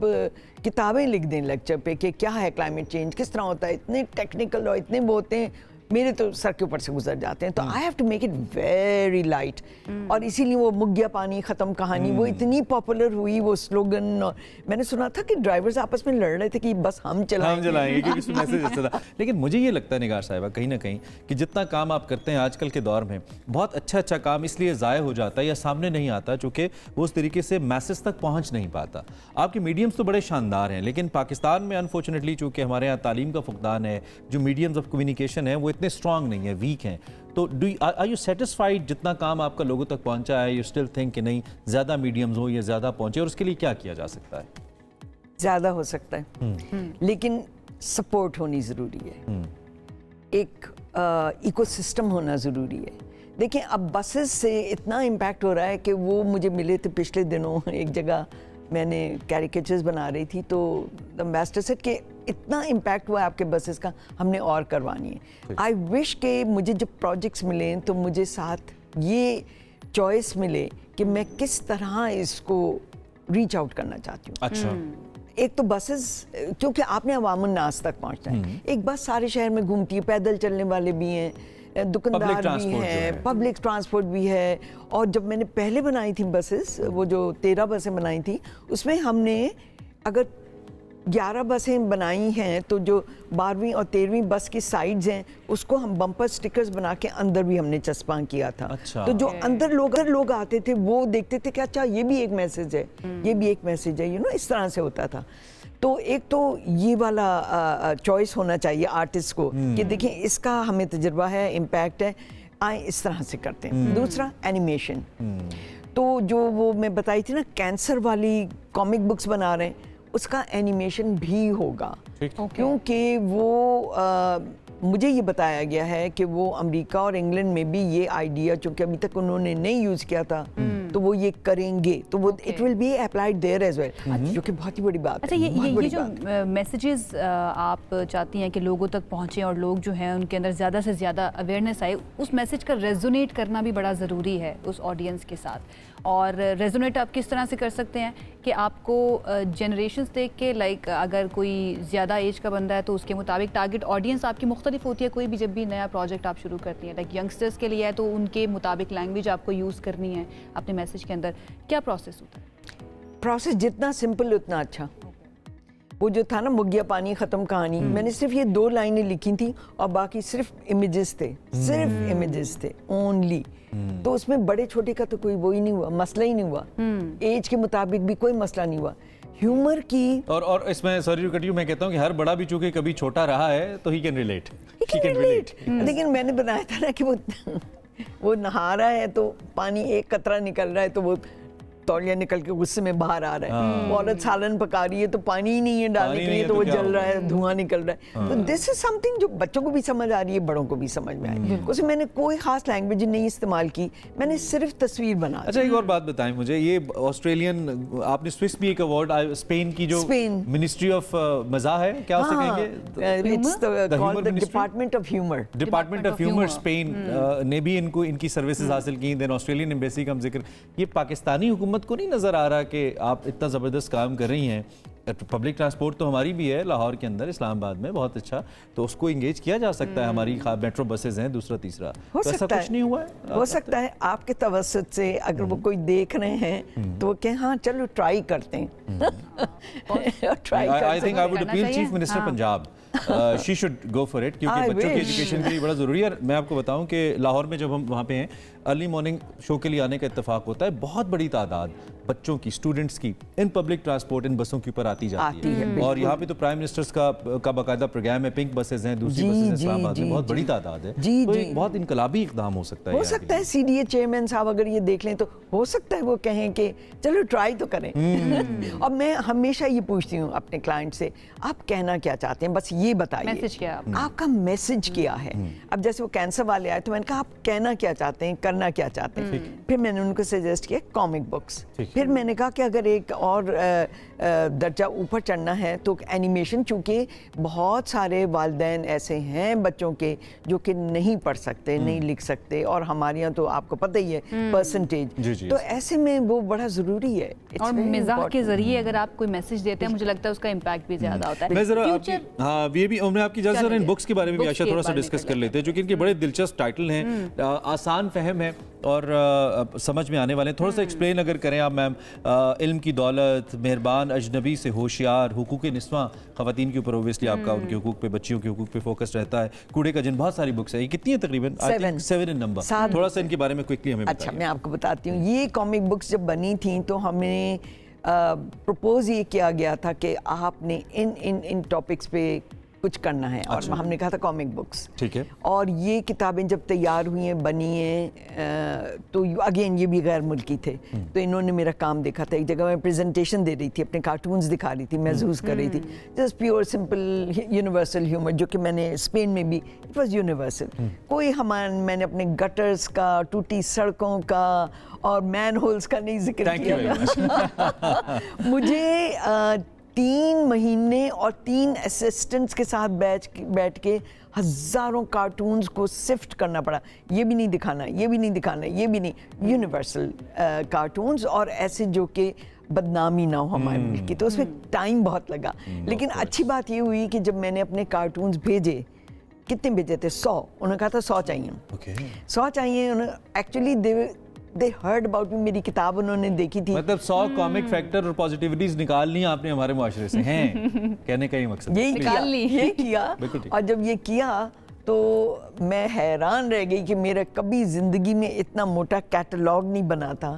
उन्होंने सब कार्टून्स उसमें लगाए। अरे वाह। और इंग्लिश में भी थे और स्पेनिश में भी थे, English and Spanish. English I was overwhelmed. मैंने कहा भाई ये तो आपने कमाल किया। बस उन्होंने मेरी जो बसेस बनी थी उसको काट के लगाया और उस पर मैसेज जो था वो लगाया। किताबें मेरी पूरी दीवार पे मेरी किताबों के टाइटल पेजेस थे और मैं बड़ी इम्प्रेस हो रही थी। मैंने कहा ये तो बड़ा अच्छा काफी वो इम्प्रेस हुए, उसके बाद आप इम्प्रेस हुए। बहरहाल फ्यूचर आप क्या देख रही हैं कार्टून का पाकिस्तान? व्हाट नेक्स्ट इज ये दिस इज नेक्स्ट कि ये कंप्यूटर बैग है, please live the life.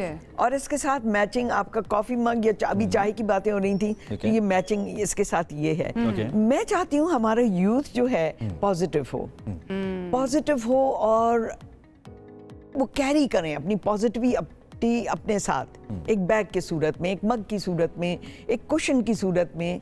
Because देखिए हर मसले का एक मस्बत पहलू होता है, एक नफी होता है। तो व्हाई नॉट प्रोजेक्ट कि आपने कैसे जिंदगी को आसान बनाना है पॉजिटिविटी के साथ। स्ट्रगल हर जगह होती है, प्रॉब्लम्स हर जगह हैं, हर सोसाइटी में अपनी अपनी नौयत के प्रॉब्लम्स हैं। तो क्यों ना मैं उजागर करूं अपनी पॉजिटिव उस पे। इसीलिए sometimes there's just one word, one gesture works even for someone जो कि किसी जगह स्टक हो, उसको निकाल ले। Look at this and you feel something. Feel light. Happiness. आपने वो देखा, आपको अच्छा लगा। So how people can get it? I mean, how can they reach you? वो वेबसाइट है हमारा गोगी स्टूडियोज। हमारा सारा सोशल मीडिया जो है वो गोगी स्टूडियोज, फेसबुक क्या, इंस्टा क्या, गोगी स्टूडियोज लिखें आपके सामने आ जाएगा, वहीं आपको रिस्पांस मिल जाएगा। That's really great to have you once again। हम इस प्लेटफॉर्म के तवस्सुत से जो भी साहिबे इख्तियार हैं, इन्होंने चेयरमैन सीडीए का जिक्र किया, मैं मिनिस्टर का जिक्र करता हूँ, अगर वो देख रहे हैं कि आपकी जितनी पब्लिक ट्रांसपोर्ट है उनको मैसेजेस के लिए इस्तेमाल करें। आई रिमेंबर दैट वारान वाला फेज, हम कॉलेज जाते थे उस टाइम और बड़ा प्लेजेंट वाइब आती थी उसको देख के, एक डिफरेंट वाइब आती थी और मैसेज भी मिलता था। क्योंकि खातून है चीफ मिनिस्टर साहिबा मरियम नवाज साहिबा, एंड आई हर्ड कि वो खवातीन को बहुत ज्यादा प्रमोट भी करती हैं, जो ज़रूरत भी है करने की। तो आई एम श्योर अगर वो देख रही हैं तो this is a very good thing to do. I think ऐसा करना चाहिए। चलिए जी एक ब्रेक ले लेते हैं हम। ब्रेक से thank you very much for your precious time for being with us. It's a pleasure. So nice. एक ब्रेक लेते हैं जी, ब्रेक से वापस आएंगे, मजीद बात करेंगे। Keep watching.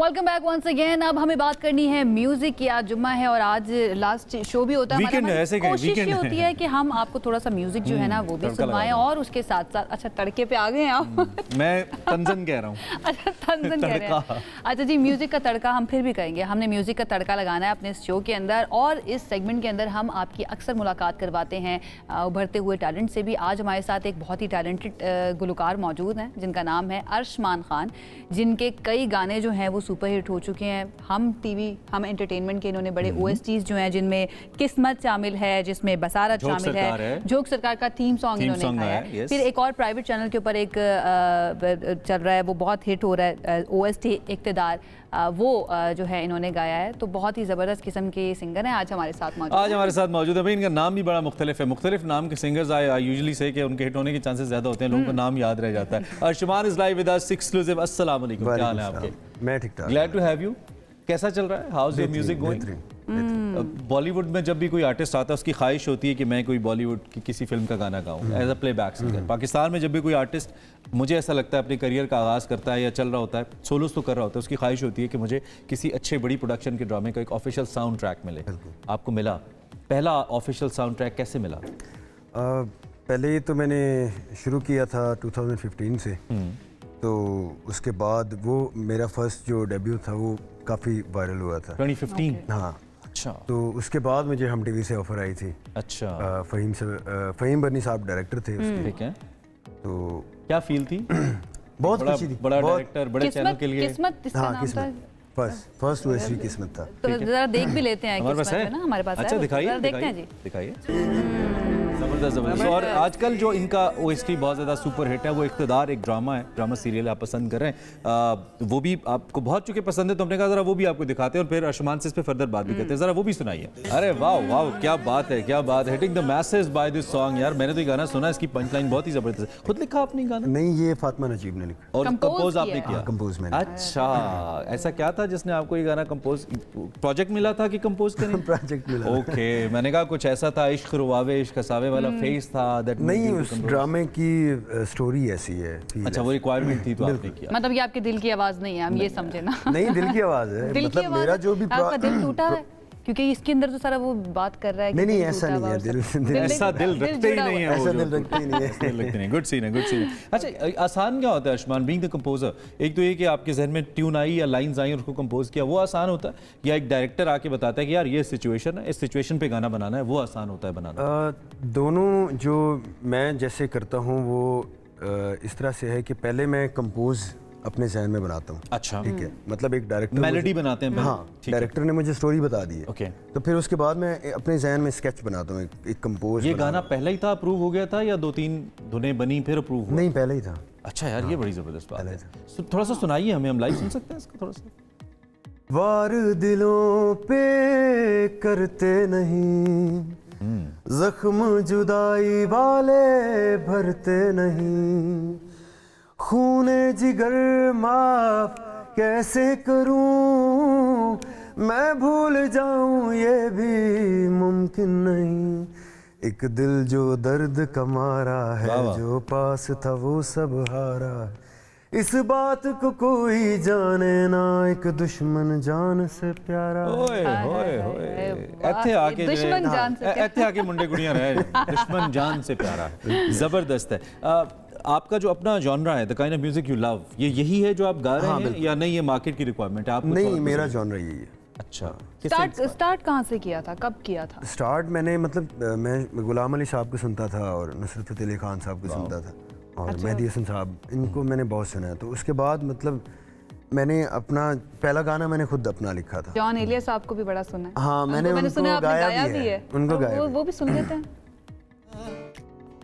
मेरी हर बात बेअसर ही रही, मेरी हर बात बेअसर ही रही, नक्स है कुछ मेरे बयान में, क्या दाग ही देंगे मुझको दान। ये मुझे चैन क्यों नहीं पड़ता, एक ही शख्स था जहान में, क्या आज तो जॉन जॉन हो गई है, हर तरफ जॉन एलिया का असर है। कल उनकी बर्थडे भी है वैसे। अच्छा, तो हम उसको सेलिब्रेट भी कर रहे थे। आप बहुत अच्छा गा रहे हैं, आपकी आवाज़ बहुत खूबसूरत है।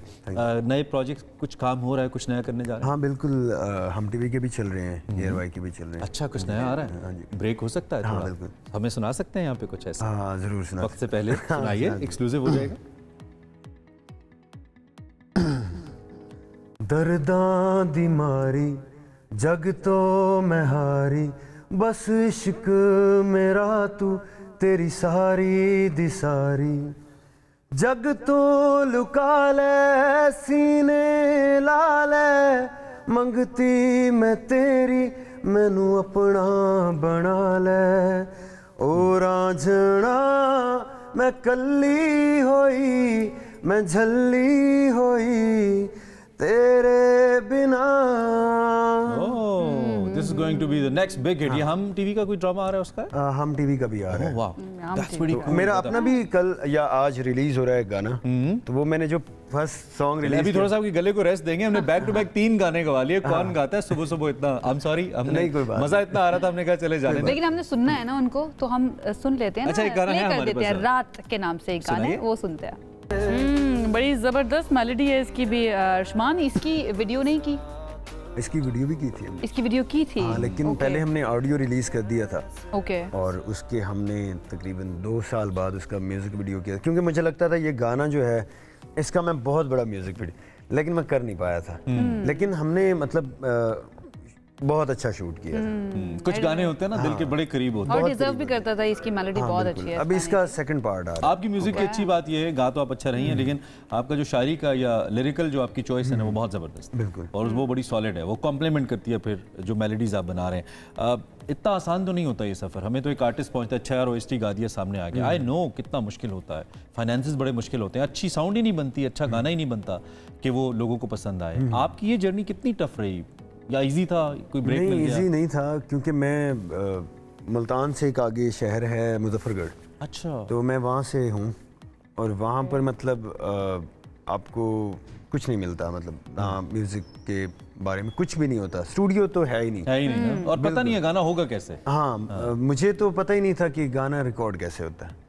तो बहुत शुरू में लुटे भी थोड़ा, क्योंकि कुछ आर्टिस्ट को कुछ ऐसे प्रोड्यूसर्स भी मिलते हैं जो उन बेचारों का इस्तेहसाल करते हैं। मैं इसलिए पॉइंट उठा रहा हूँ ताकि लोगों के जहन में हो। नहीं, जो मेरा ये फर्स्ट आपने सुना है अभी गाना, इसने काफ़ी बिजनेस किया था और ये मुझे नहीं पता था यूट्यूब का, ये हमने किसी और चैनल पे दिया हुआ था। तो वो सारा रेवेन्यू तो आपको पता था कि आपको सिंगर ही बनना है? मुझे बस सिंगर ही बनना है। सिंगर ही बनना था, ठीक है। मुझे पता ये था कि गाना रिकॉर्ड करवाना है। ओके। और बस किसी तरह दुनिया को सुनाना है। सीखा है कहीं से? हाँ, खुद सीखा है। खुद ही सीखा है। ठीक है, अच्छी बात। आजकल ज़्यादा किसको सुन रहे हैं अपने अलावा, अपने काम के अलावा? कौन ज़्यादा आर्टिस्ट है पाकिस्तान इंडिया का, कौन जो ज़्यादा पसंद है आपको? आतिफ असलम, अरिजीत सिंह। हाँ, अरिजीत इंस्पायर करता है। हाँ, थोड़ा सा टोन आपका उस टाइप का है, आपकी आवाज़ का। कुछ और हमें सुनाइए अपनी पसंद का, अपना भी या किसी और आर्टिस्ट का कुछ भी सुनाना चाहें। मैं आपको ओएसटी सुना देता हूँ, किस्मत बिसारत का, जो बिसारत का। हाँ, सुनाइए।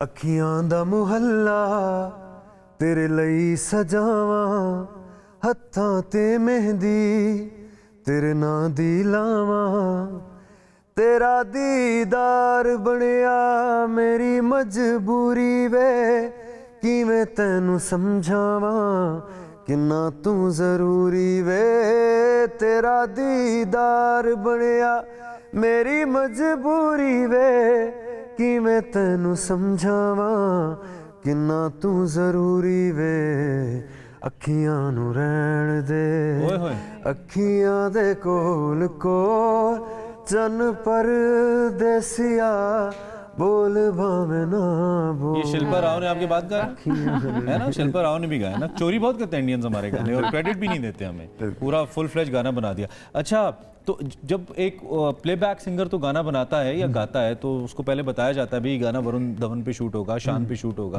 पाकिस्तानी या फवाद खान पे शूट होगा। आपको तो नहीं पता होगा होगा या पहले बताया जाता है कि फलां आर्टिस्ट के ऊपर बनेगा? यानी कि कोई फेवरेट हीरो है ड्रामे का आपका जिस पे आप चाहते हैं यार मेरा गाना ना इस हीरो पे आना चाहिए? बड़े अच्छे ज़बरदस्त हमारे हीरोज़ हैं आजकल। हाँ बिल्कुल, इमरान अब्बास हैं, मैं बिलाल हैं, वहाज हैं, बहुत अच्छे अच्छे हमारे। तो अभी तक आया नहीं है लेकिन ख्वाहिश आपकी किस पे? इमरान अब्बास? हाँ। अच्छा, और ख्वाहिश क्या है? कहाँ तक पहुँचना चाहते हैं या किस आर्टिस्ट को देख के कहते हैं मुझे यहाँ तक पहुँचना है? नहीं, ये जो सफ़र होता है ना, ये सफ़र वहाँ ख़त्म होता है जहाँ पर आपकी सांसें रुक जाती। ये सफ़र चलता रहता है, मतलब इसकी कोई लिमिट नहीं है। हाँ। अब एक सवाल उन लोगों के हवाले से 30 सेकंड्स के अंदर जो कहते थे और नहीं बन सकता, छाड़ दे, टाइम वेस्ट कर रहे हो, क्या कर रहे हो मुजफ्फरगढ़ के? हो सकता है देख रहे हो इस वक्त आपको बैठ के। हाँ बिल्कुल, कुछ कहिए ना उनको। बहुत शुक्रिया बहुत शुक्रिया, उसने मोटिवेशन दिया। हाँ, I feel so बातें की। और ये मेरा फेवरेट सवाल होता है किसी भी अच्छे आर्टिस्ट से, ताकि उन तक मैसेज पहुंचे कि जो भी आपको आज रोकते हैं ना कुछ भी करने से, कहते हैं तुम नहीं कर सकते, ये उनके लिए जवाब है। ही सेटिंग है। आपका बहुत शुक्रिया, आप तशरीफ लाए। हमारी बेस्ट विशेस आपके साथ हैं और this is just a beginning, we have a long way to go. रुकेंगे नहीं तो बहुत आगे जाएंगे। अर्शमान हमारे साथ हैं, हम प्रोग्राम क्लोज करते हैं लेकिन जाते जाते इनका एक गाना आपको सुनाते जाएंगे। आप अच्छा सा वीकेंड गुजारिए, हमारा बेस्ट ऑफ भी देखिएगा और हमें दुआ में याद रखिएगा। अर्शमान को थैंक्स करते हुए उनका गाना और हमारी तरफ से अल्लाह हाफिज़। अर्शमान गाएगा? अर्शमान लाइव सुना दें, कह रहे हैं लाइव सुना जाते जाते सुनाएं जी, और हमारी तरफ से अल्लाह हाफिज़। मैं गजल सुनाता हूँ। Anything anything. मैं उनके नाज़ों पे लुट गया हूँ मगर वो मुझ पे फिदा नहीं है। मैं उनके नाज़ों पे लुट गया हूँ मगर वो मुझ पे फिदा नहीं है। वो ऐसे ठुकरा रहे हैं मुझको कि जैसे मेरा खुदा नहीं है। कहा जो मैंने मुझे भी दो घूंट पिला नजर के, पिला नजर के। कहा जो मैंने मुझे भी दो घूंट पिला नजर के, पिला नजर के। लगे वो कहने के होश में आ नजर है ये मैं कदा नहीं है। मैं उनके नाज़ों पे लुट गया हूँ मगर वो मुझ पे फिदा